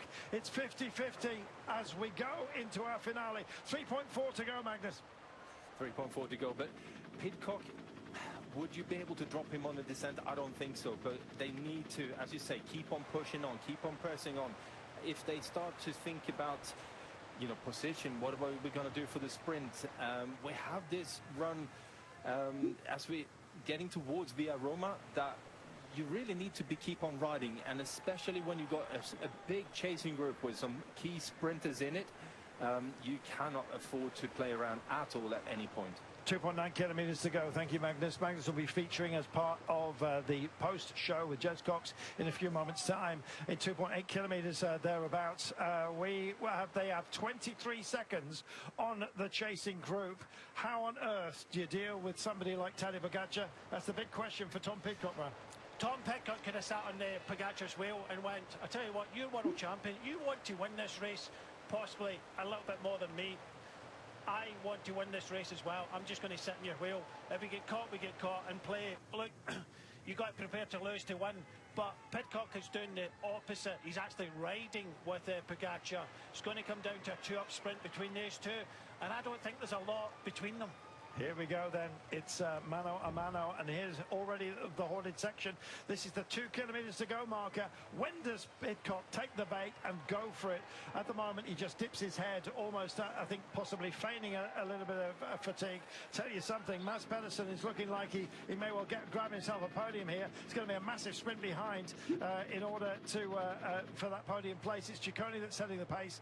Van der Poel is actually part of the vanguard here. Trentin, who's had a great day, but it's about this pairing right now. It's all going to be about third place for them, and indeed Pogačar looks over his shoulder, wondering, I think, what the distance is. How much cat and mouse can he afford to dial into the approach here? He fears Pidcock in the jump. Of course he will, but you know, you want to stay away. You don't want to be caught by these guys. Wout van Aert goes in the right hand side as well. He was down and out. I didn't think he would come back to the front of the race. Now he's pushing for the third position. I do believe that Pidcock and Pogačar will fight it out for the win today. You can see the way that they're riding. No messing about, no cat and mouse. You can see the 1 kilometre to go just coming up. This is going to be a fight for this year's Milan-San Remo between Pidcock and Pogacar, but can Wout van Aert get on the podium? I believe Giulio Pellizzari is in the gang there as well to try and do something sensational. 1 kilometre to go, and it's between this pair. Tadej Pogacar, world champion, fallen but unbowed, and indeed Tom Pidcock, who just makes himself more comfortable, bizarrely. I've got an itchy side. It's amazing what pops into your mind at moments like this. I don't know what he's reaching for right now, just trying to make himself more comfortable. He's got the sprint of his life coming up as they turn onto Via Roma. Here we go then. It's 700 metres, possibly the most important 700 metres of Tom Pidcock's racing career. Let's wait and see how he deals with Tadej Pogacar. Pogacar looks over his shoulder. This would be a disaster for Tadej Pogacar with all the prep that he's put into this one. There's no mitigating, though, of course, against ill fortune. He's had some of that. He's holding back. He knows that the chase are coming, and he's hoping that he can get the jump on Tom Pidcock. There, indeed, is Wout van Aert. He's going to be mobbed by a pack of riders being led in here by Decathlon, but right now it is Pogacar that's leading in Tom Pidcock. Pidcock has a look, tries to stay cool. Wout van Aert is still coming, but there's nobody cool here. It's going absolutely white hot, and it's the white, of course, of the world champion that goes for it. Tom Pidcock tries to stay with him. Is he going to try and come round him? Can he get any kind of draft? It's always to the line. It's going to be on the throw. Magnificent, one or the other. Oh my goodness, I don't know who's got it, but indeed, Pogacar believes he is there. Pedersen gets a very, very strong finish versus Wout van Aert. We'll get, indeed, our thoughts on that in a few moments' time, but what a finish, and how beautiful that these guys fall into each other's arms at the very last. But Tadej Pogacar has made it a cathartic moment for him, a great foil for him to ride with Tom Pidcock, but talk about the man who defines an era at the moment. There is none greater, it seems, than Tadej Pogacar. What we just witnessed, that was incredible. One of the most exciting finishes of any race I've ever seen. Down and out, you can see him. He did it Strade Bianche last year, came back and won the race. That was so close with Pidcock. I think Wout van Aert just hung on for third place. There was, one wheel left in it. It looked a lot closer, maybe half a wheel there, but he did it. It's been 1983 since the world champion won here in the Via Roma, and it was Giuseppe Soroni. He's done it. He's done it. That is magnificent. What an amazing day of racing. Magnus, a couple of words from you. Wow. I'm just catching my breath from watching that. I gotta say, well done to you guys for keeping it together. Wow, what a finish. What a finish. Amazing. Thank you, Magnus. Cat and mouse, and fair sprint as well. So remarkable. We'll hear from more from Magnus shortly. We of course have our. Let's have a look at the slow-mo again. We need to see another one, a little resumption of it. We got Mauro Giannetti with Andrea downstairs here. Let's have a look at this. Brian, talk us in. Well, I think Pidcock was just waiting for Pogacar to go. Maybe he looks at this, maybe he should have went first, because that was the difference. You know, he tried to come up in the last 50 metres there, but he just didn't have the legs. You could argue a lot that Pidcock shouldn't have done any riding, done anything at all, but you risk being caught from the group behind. I think Wout van Aert just hangs on to third place. Milan-San Remo has been his before, and he's finished so many top 10 places. I think he just about hangs on. Pedersen, I think, was fourth, but Pogacar, wow. Let's hear from Mauro Giannetti.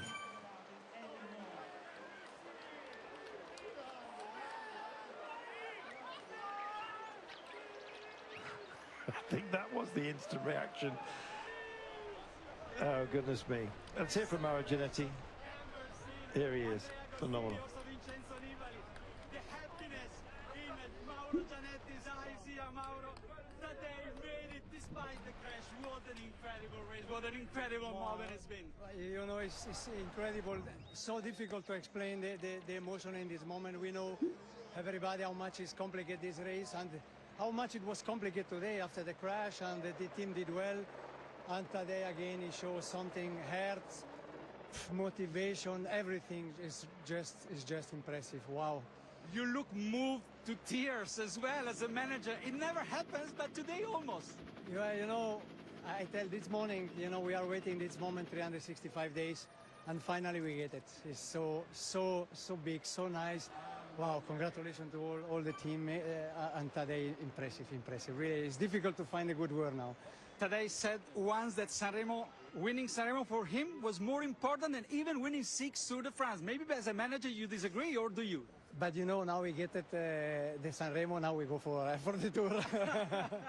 No, I mean, you know, SanRemo, of course, no, is one of the race. It make the history in cycling, and I think all the champion dream to win one day this race, because it is part of the history of cycling, and having this in the palmarès also for today, I think is more than deserved.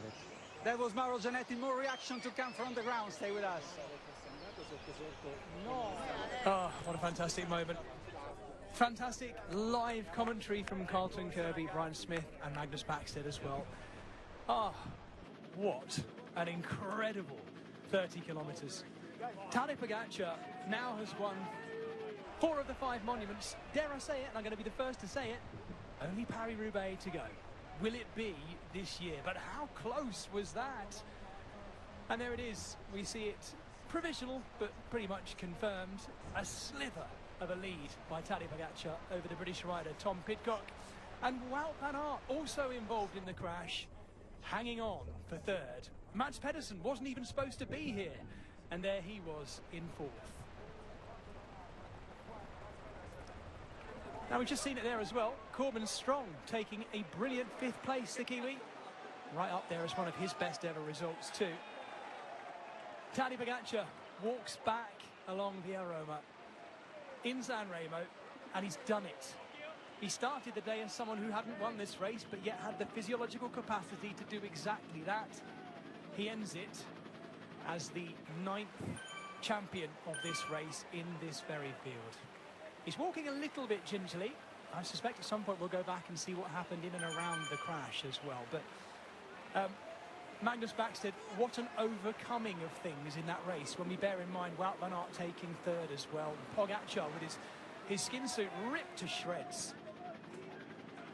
Yeah, I mean, what a finish that was, and how impressive.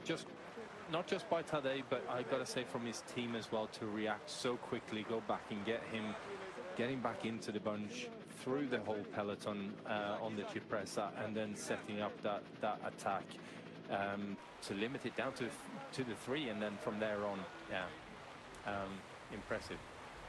You see the incident of the crash.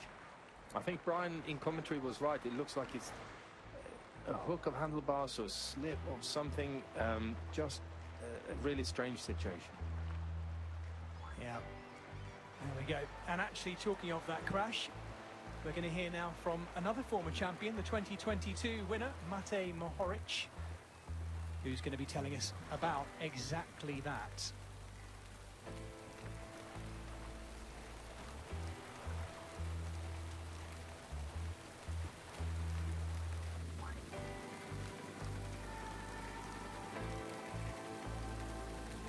What a fantastic super slow-mo. We have seen some incredible super slow-mos today, and I have to say, I loved the drone shot as well, coming back off the descent of the Cipressa and the Poggio as well. So, as I tease that, let's hear from that 2022 winner, Matej Mohoric. Matej Mohoric, you were in the chase of Pogačar, Pidcock, and Van der Poel. Tell us about that whole chase and the dynamics in that group you're in. Yeah, everyone, this is a very hectic race, and everyone, of course, does some mistakes, and it's hard to, you spend some energy to come back.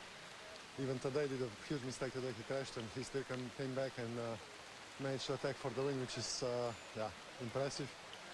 And in the chase we were trying, but everyone was hesitating a little bit, and then it's difficult. So at the end, everyone is where they are, and it's a bit of an honest race, hectic but honest at the end. Were you close to the crash? Did you see what happened? I was very close. I saw him crash on my left side, a few wheels down on the right I was, but yeah, I think we just overlap of the wheels. It's very hectic, riders go right, left, center, with headwind especially, and yeah, quite difficult to navigate sometimes. Thank you, Matsei, well done. Thank you. We're following Tadej Pogacar through, ready for the podium. Might need a little bit of cleaning up. Fair bit of work to be done by the team carers, the Soigneurs at UAE Team Emirates XRG. Magnus, we think about, I think, I'm now immediately thinking about his crash in Paris-Roubaix last year on that right-hander when he was away with Mathieu van der Poel. He seems to be able, and we think of his big crash in Strade Bianche as well, of course. He seems to be able to cope with those moments so well. Yeah, he does, mentally as well as physically. So, you know, so far he seems to be, as we say, somewhat jokingly, bounced pretty well. But, you know, to be able to come back, not lose your head, not have too much of an adrenaline rush, to make too many mistakes on the way back into the bike race again. That's what's impressive, and yeah, wow. Yes, I think actually the next person we're going to be hearing from is Tadej Pogacar. The most complicated race for you to win, but you have won it, and it's been even harder because of the crash. Tell us all. Yeah, I don't know.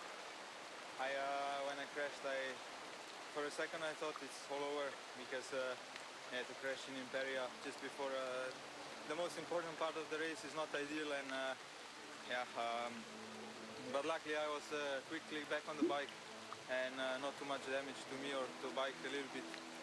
But then I saw my team, Florian and Felix, they left everything to come back to the front, and yeah, then they gave me back hope, and yeah, the legs were still okay, and Brandon and Isaac did the rest on the Cipressa. So yeah, today, yeah, if there's no team, probably I would just go straight. I would not go right in Cipressa, but straight to the finish line. Did you get more hope seeing that Mathieu van der Poel was also not at his best on the Poggio? Yeah, I mean, when we were turning, I was really happy. Everybody worked, and yeah, but it was a bit headwind, not ideal like last year, and yeah, was a bit harder in the middle part. And then when we hit the Poggio, was better wind this year for Poggio, so I tried to go all out there, but yeah, I was ideal would be to go alone, but Tom Pidcock was really strong, and yeah, also chapeau to Mathieu. He did an amazing race also. So yeah, but in the end, yeah, me and Tom, we came together, and yeah, I was lucky in the sprint. How confident were you to beat him in the sprint? Yeah, I don't know, because yeah, Tom is really fast guy. We all know this. He's punchy, he's fast, and he looks really in shape. So I was a bit afraid when he let me go first, and yeah, I was waiting as far as long. But I also know that I cannot wait too long, because he has better kick than me probably. And but yeah, in the end I was surprised. In the end was really close, and chapeau to him. Yeah. Thank you. Wow. Either he's got something in his eye, or that's quite an emotional looking Tadej Pogacar. This was him with his partner, because he got just after the finish. We'll go back and have a look over how it all unfolded in just a moment, but boy, was that a close one. I'm looking forward to hearing from Tom Pidcock. I'm sure our team will have nabbed him down there at the finish and hear what his thoughts are, that coming so close yet again. Let's not forget, he's been caught within sight of the finish before, having attacked off the bottom of the Poggio. We did discuss, what, a good 6 or 7 hours ago, about how he has all of the physical capacities, Tom Pidcock, to win this one day. But as we've seen, it's not always that simple. This was how things started, though, of course. And the effort to get the right combination of riders into the breakaway, in the end, was actually fairly simple today. And that combination would be 2 Movistar riders, 2 Bardiani, 2 riders from Novo Nordisk, 2 Polti Visit Malta riders, and the one... Yes, by the way, we didn't spot this, I don't think, at the time, but the breakaway did go the wrong way and then turned around and went back too. Thankfully, with still 292 kilometres to go, it wasn't too impactful. This was that eventual break of 9 as well in there. And once again, for the second year running, Martin Marcelusi in there, and looking to see how deep he could survive. This is how they sat with 87 kilometres to go, 6.5 minutes of lead, so it had really stretched out. And actually, it was Marcelusi who was one of those dropped about halfway through the droppages, if you like, as they went into the Capoverta, the third of the Tre Capi. And this was the work being done behind by both UAE Team Emirates, and there was that crash. Tadej Pogačar, the world champion, going down in the middle, and others around him too. Binyam there involved in the crash too. Good number of the Visma bike riders, including Wout van Aert as well. And a desperate chase then, of course, to get back in. And this was the start of the climbing proper onto the Cipressa, and Tadej Pogačar having to work his way all the way back up again. Brandon McNulty doing a brilliant job getting Tadej Pogačar to the front on the Cipressa, but not in the way he'd have hoped. At this point there was Filippo Ganna sitting there, Mathieu van der Poel just behind him, and it was Isaac Del Toro who opened up the attacking account on the Cipressa. Tom Pidcock sitting on and looking very good. In fact, Tom Pidcock looked good the whole race. This was Mathieu van der Poel trying to go with it, and that was the detached moment. That was the mega moment when the big three went clear. We were looking to see who else could try and go with them. Well, this year there was no Romain Gregoire, there was no fourth man sitting on. It was those three who went. We swapped Filippo Ganna for double Olympic mountain bike champion Tom Pidcock. Mathieu van der Poel was not looking as smooth as he normally did, and he was dropped on the Poggio itself, and these two started the descent together. Understandably, the impetus looked like it would be with Tom Pidcock, who wanted to make the most of the descent, but it was so close come the finish. Wout van Aert attacking to get away from the rest. Tadej Pogačar opening the sprint. We thought Tom Pidcock was just timing this one perfectly, coming up alongside Tadej Pogačar, ready for the dip. Dip they did, but the dip went to Tadej Pogačar. Wout van Aert hanging on ahead of Mads Pedersen for third, and richly deserved as well by him. So close between those two. The Pogačar knowing he'd got it.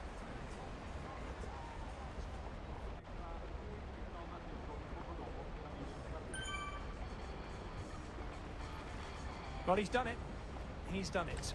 Just Paris-Roubaix to win now if he's to chalk off all of these monuments. Thing is, this is Tadej Pogačar. He might want more.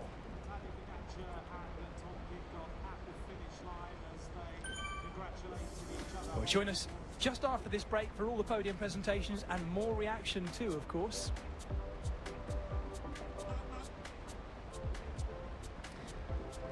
And those of you who are still with us here, we get a chance to soak up a bit more of the SanRemo sunshine and see what else has been going on down at the line. Next rider we're going to hear from is Felix Großschartner. He'll be happy, the Austrian. We saw him doing plenty of work early on for UAE Team Emirates, keeping Tadej Pogačar and others refreshed and refueled. And the 32-year-old Austrian caught up with us at the finish in SanRemo.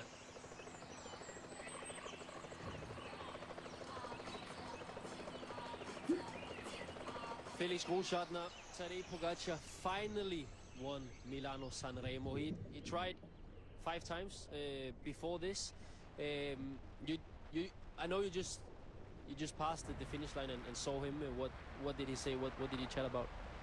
Yeah, I mean, actually I'm a little bit speechless because he was in the crash, and he told me that he hit the knee hard, but he will go full gas for us because we work all day, and yeah, it's crazy. I'm speechless. I'm so happy for him.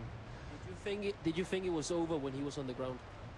It's never over until the finish line, but in the radio I just hear sometimes like 20 seconds behind the first group. So when suddenly I heard congrats guys, Tadej win. I was like crying actually, super emotional. With crying? Almost, yeah. I was super emotional with Florian, and yeah, we really enjoyed the last 5 kilometers then, and super nice. What were you saying to each other, you and Florian Vermeersch, those last 5Ks after you heard the news? Yeah, we were both like really speechless because, as I said in the radio, I always understood like 20 seconds behind, but yeah, we were out of words. Yeah. We're gonna celebrate this one because we know from Tadej this is a special one for him. Yeah, I don't know. I have to fly tomorrow morning from Milano, so I have to go there today. But yeah, we will see. It's a lot of further races also up to. Yeah, we see.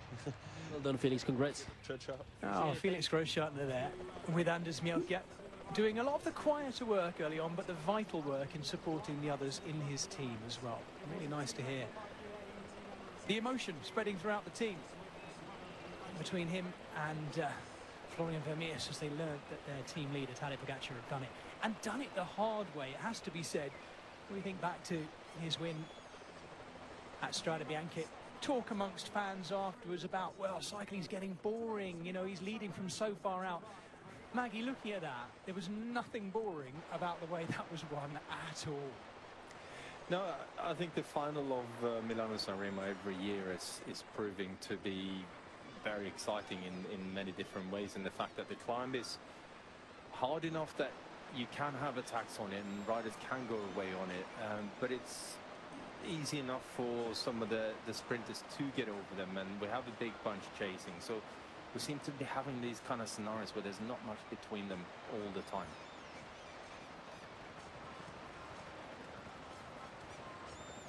Maggie, I've got to ask the question, and I'll ask it as the resident Brit in our commentary team here.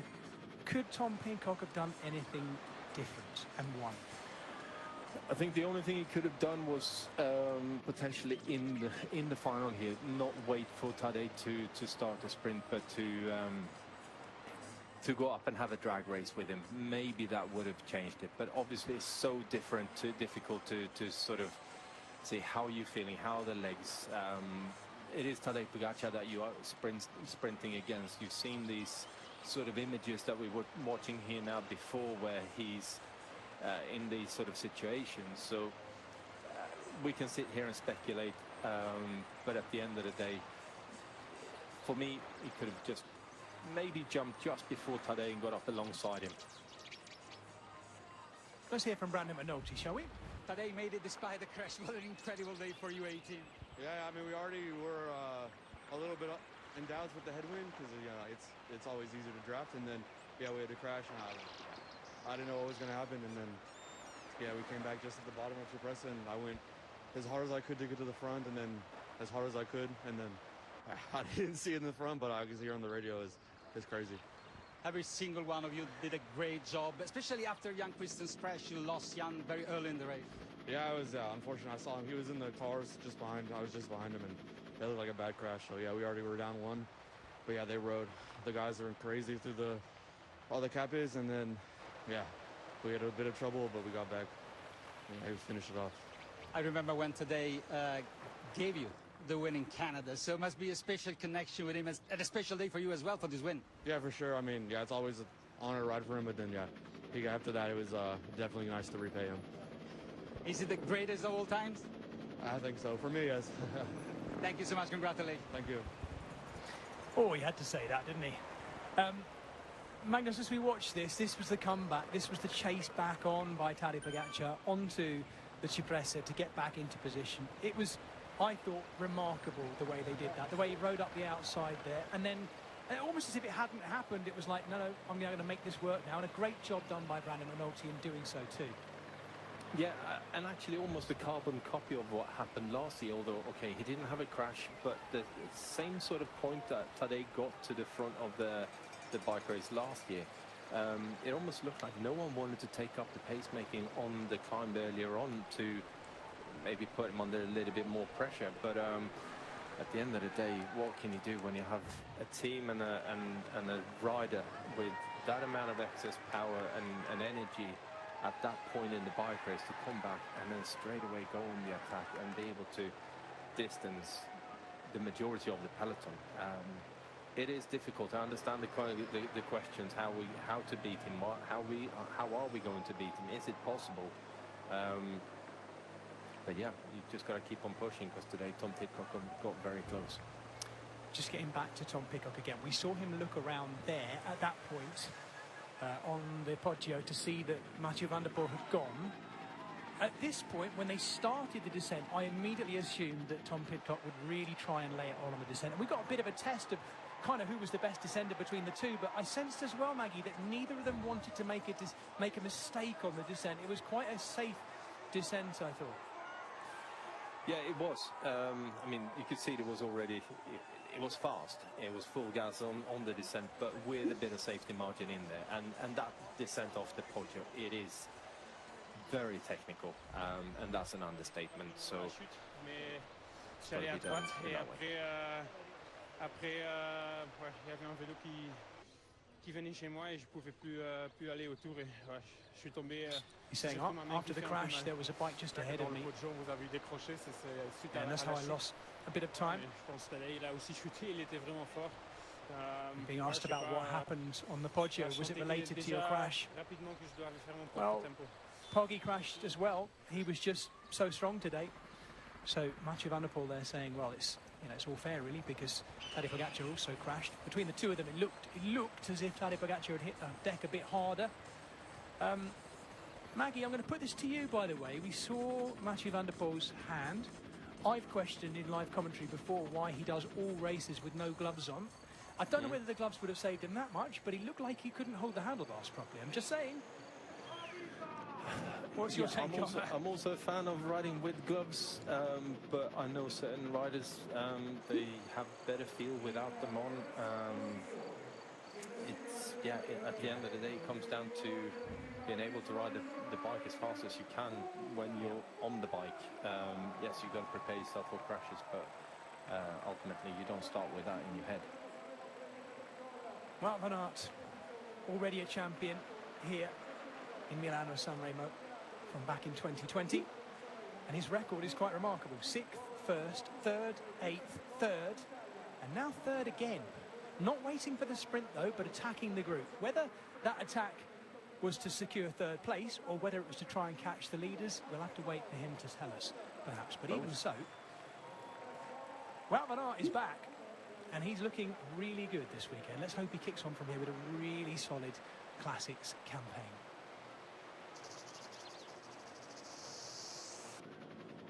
It's impressive, Maggie. If we take this as the next point after his broken ankle in the cyclocross over the winter, isn't it?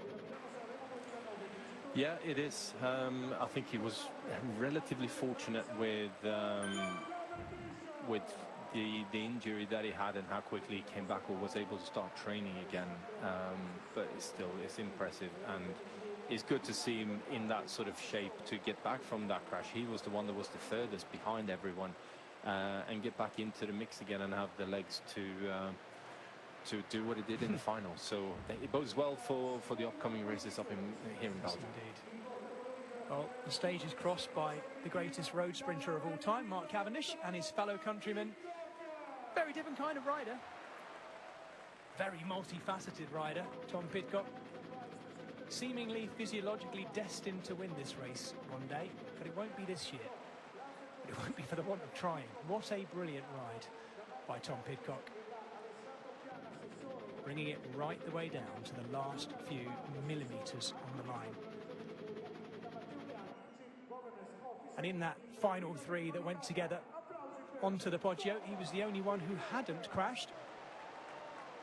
But it still wasn't quite enough to give him that edge over one of the greatest, some say the greatest already, but one of the greatest racing cyclists of all time, Tadej Pogačar, who has just chalked off his first Milano SanRemo. Will it be his only one, or will it be the first of any number? Some would remind us, of course, that the great Eddie Merckx won 7.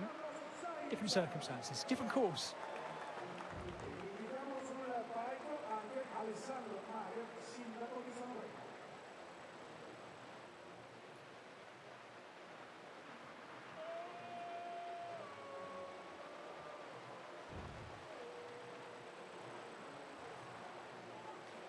was mentioned in commentary, Tom Pidcock had already confirmed that he felt his greatest achievement in his road cycling career was his 3rd place, his podium finish in last year's Vuelta. I think that would have eclipsed it today, and it was so close. I suspect, Maggie, we might still be waiting for Tadej Pogacar to be cleaned up right there, because the cleaning up process might be quite involved.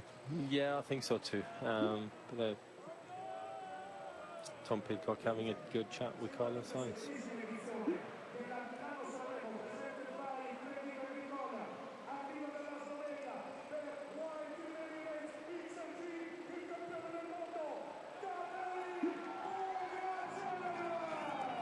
He's done it. So much talk over the last few weeks about whether this would be the year. Some talk about whether he'd ever do it. Possible wishful thinking for those who are watching the completion of cycling taking place. In the rainbow bands too. He's won 4 of the 5 monuments now.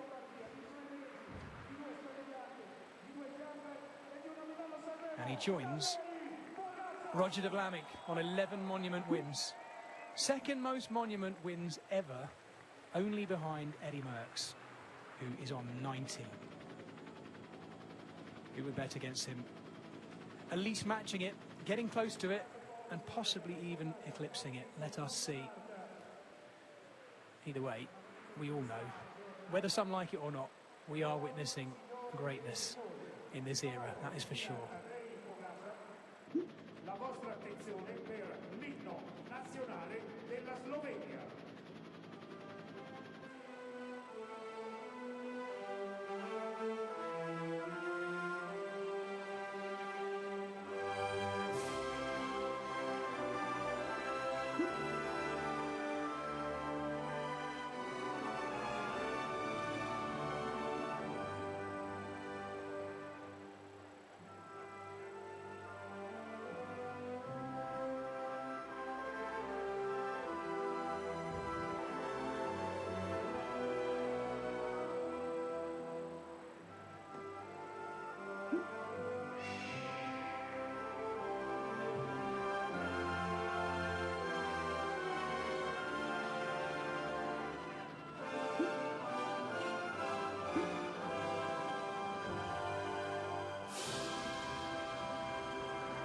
Tadej Pogacar con Pidcock, fortunata il podio del capitano SanRemo per Vita di Nicola.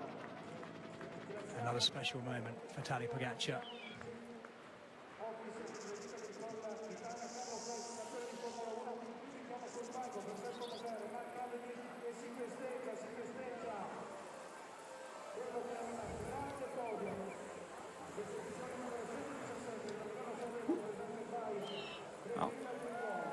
A fully cammed up bottle there to be sprayed from as well. We'll see that picture at some point, no doubt. And a soaking for Francesco Moser just behind him too.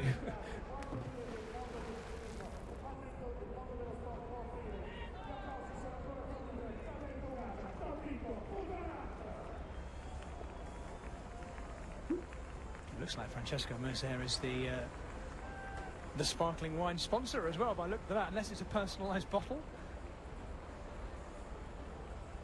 And Magnus, while we're watching this, it's very appropriate that I'm on with you.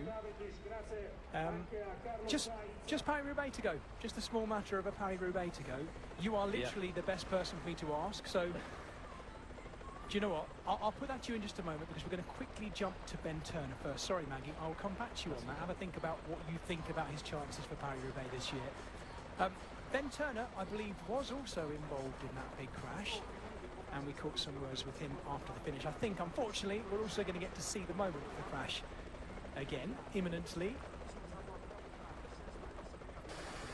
And here it is. Yeah.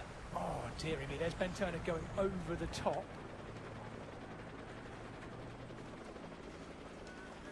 Really nasty moment. What about you, Maggie? But I kind of wish we hadn't seen it, really, but I understand why we are. I understand why we are.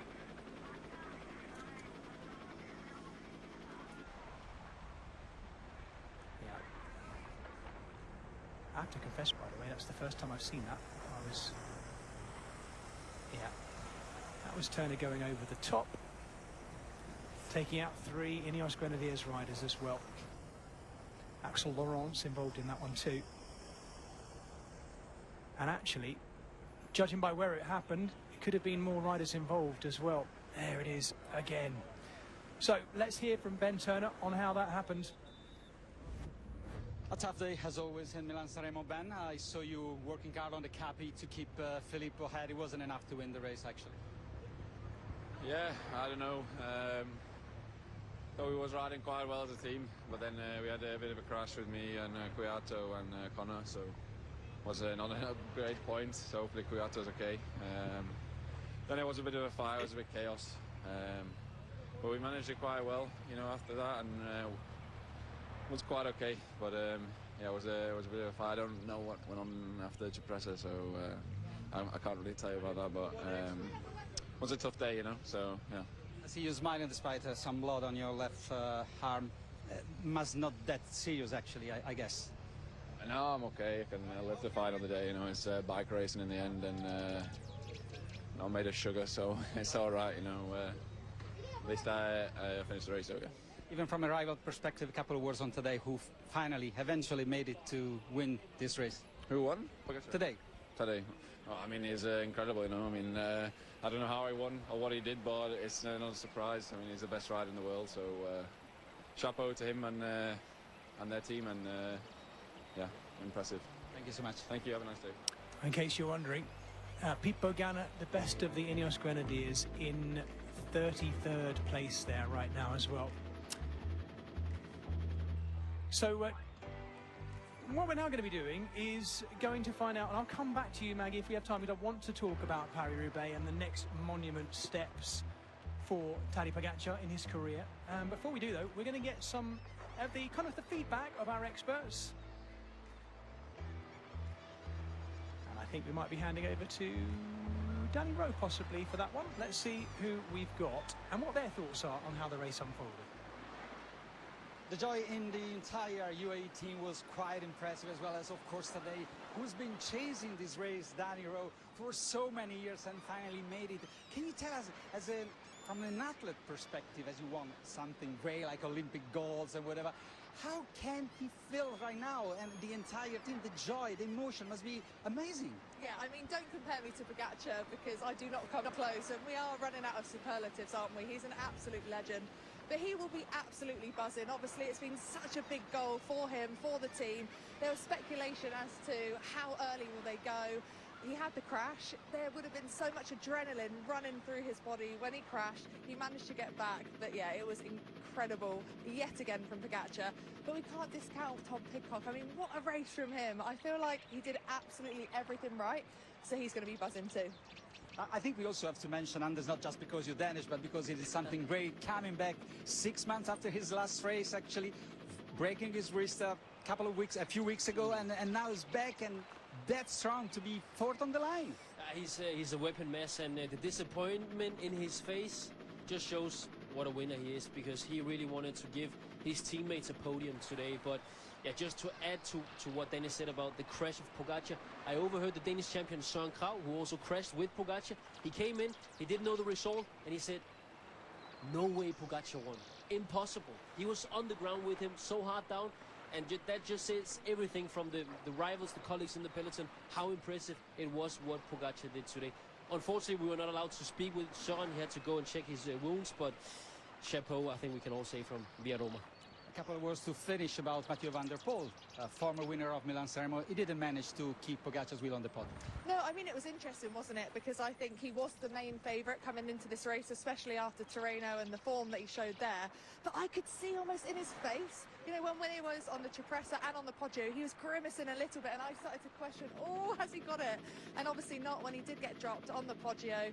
But again, you cannot be at that top form throughout the whole of the season. I'm sure he will be somewhat disappointed, but he'll be back and targeting his next race soon.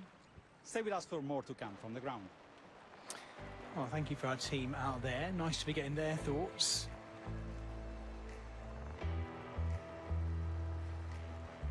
And while we watch the slow-mos looking back at the podium presentation, Magnus, I'm going to come back to you about these next steps, right? We already know now 4 of the 5 monuments won, some of them multiple times by this man, Tadej Pogačar.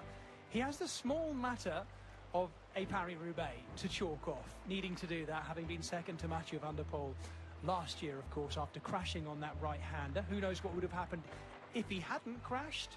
Might have still been the same result, who knows? We talk about this race as being tricky to pick, Maggie, but maybe is Paris-Roubaix even more difficult to sort out? Which do you reckon? No, I think you got more opportunities to make mistakes in Roubaix and correct them than what you got in Milano SanRemo. So yes, if he's got his eyes set on winning a Roubaix, I'm pretty sure he's going to take that one off pretty soon as well. Well done. I know it's easy to say what if you didn't crash. Have you had that question in your head after the finish? To be honest, not really, because actually the whole final I felt like racing on the back foot, and only the last 2-3K I realized that we still raced for the podium, so it felt more like an achievement than a close call or something. So now the circumstances are what they are, and we still reached the maximum possible, so I'm happy with that. We know you as a winner, and given the circumstances, does it feel like a win, this one?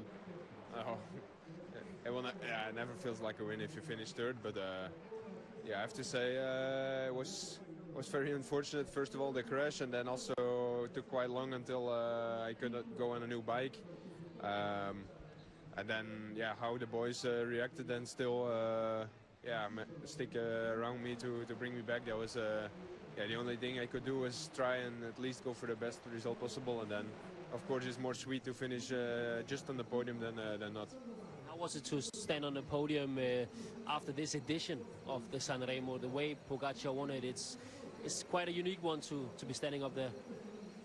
Yeah, it's always special to stand next to him, especially with his special jersey. But I have to say, I saw him next to me on the ground when we crashed, and then the next moment I saw him again was after the finish. So I have no clue what he has been doing, but it must have been impressive, because it was quite a hard crash, and that he still managed to get in the front like that is strong. Finally, well, with what you achieved today, what confidence are you going into the big goals in the spring? I think the confidence was already good coming into this race, and of course, I take a lot of positives of my performance, and it's nice that the next races are coming soon now. And there we get to see Wout van Aert in the background chasing after these two. Now, what we didn't get a sense of there was whether he was trying to catch them or whether he was trying to stay ahead of the rest. Kind of both, I guess. I would say so. Yeah. Really, really good to see, though, from Wout van Aert. Another of the riders, by the way, who said he looked down, saw Tadej Pogačar on the deck, and then couldn't quite believe he heard he'd won. Let's hear from the man who came second, though. At long last, we're going to hear from Tom Pidcock. Tom, you had fantastic legs today. How much are you proud about your performance, and how much are you disappointed about the result, maybe? Honestly, I need time to reflect, because right now I'm pretty disappointed, because, it hurts to be so close. If it was Tadej alone and I was alone, it wouldn't have, I'd be very happy, but I was told it's 4 centimeters, and that hurts quite a lot that it was so close. And obviously, I lost to Tadej. He's the best cyclist ever, So, I can't be disappointed, but I can't help it. You kind of knew you could be that competitive today. You were seeing, not just because Milan-Torino, of course, is another race, but the way you were facing him, and also taking the turn in the lead. Yeah, I felt amazing. Last year I also, I was super disappointed because, I crashed in the Cipressa, but I knew I could have been there in the front, and it's nice to then prove that I could be there this year, that I got the legs for that, and but like I said, I can't help but be disappointed right now. It was so close to a monument win, but I need to look at it from a wider perspective, because I think what I did was quite amazing. I'm quite proud. Tell us more about the battle on the Cipressa and on the Poggio, the way you felt, and if you believe it, you could do it. Actually, you were so close. Yeah, I think on the Poggio, it was getting closer for Tadej to drop me, but the way he was riding, where he would attack for 30 seconds and go easy and then go again, actually suited me quite well. I mean, it allowed me to recover a bit. So yeah, I think it was just about getting in the wheel, staying there, same like when you go motor pacing, you know. And okay, you can come. You're just 26, and today has won it, so maybe he changes his goal. You can come back to win this race. Actually, you showed today. Yeah, but Tadej just said to me that he's not going to come back now. So now that he's won, so what motorbike am I going to have to sit behind? Okay, but how much are you proud, despite being disappointed? Try to reflect on this. You must be proud. Yeah, I mean, ask me in a couple of days in Catalonia when I have time to reflect. In terms of performance, I know you didn't check the numbers are not that important. The emotion are more important. But in terms of performance today, was one of the best for you? Oh, for sure. I mean, we were riding fast, so it's you know, when there's only me and Tadej left at the end of a monument like this, it must be a good performance. I mean, if you look at the numbers, I'll see this later, but yeah, it was for sure. It must have been one of the best days. Congratulations. All right, thank you. Very interesting interview with Tom Pidcock there as well. Saying, if we can believe what he said, well, I'm sure we can, that Tadej has said that's it. He's not coming back. Maggie, do you believe him? No, or who do you believe? Good question. Good question. I mean, it's one of those races that is, like you said, it's super hard to win. It requires a lot of specific preparation to be here in shape to win it. Yeah, I guess time will tell whether he's coming back or not. We will see. We know that Tom Pidcock starts the Volta Catalunya on Monday, and there it is on Monday. Before that, though, tomorrow, the Grand Prix Jean-Pierre Montserrat, always a good one as well. That's tomorrow afternoon. Catalunya starts on Monday, E3 Saxo Classic on Friday, and then, of course, the men's and women's UCI World Tour in Flanders Fields, using its new name, heading into next weekend as well. Also bringing you coverage midweek of the Ronde van Brugge. Robbie McEwen and I will bring you the men's race on that occasion on Wednesday. Make sure you join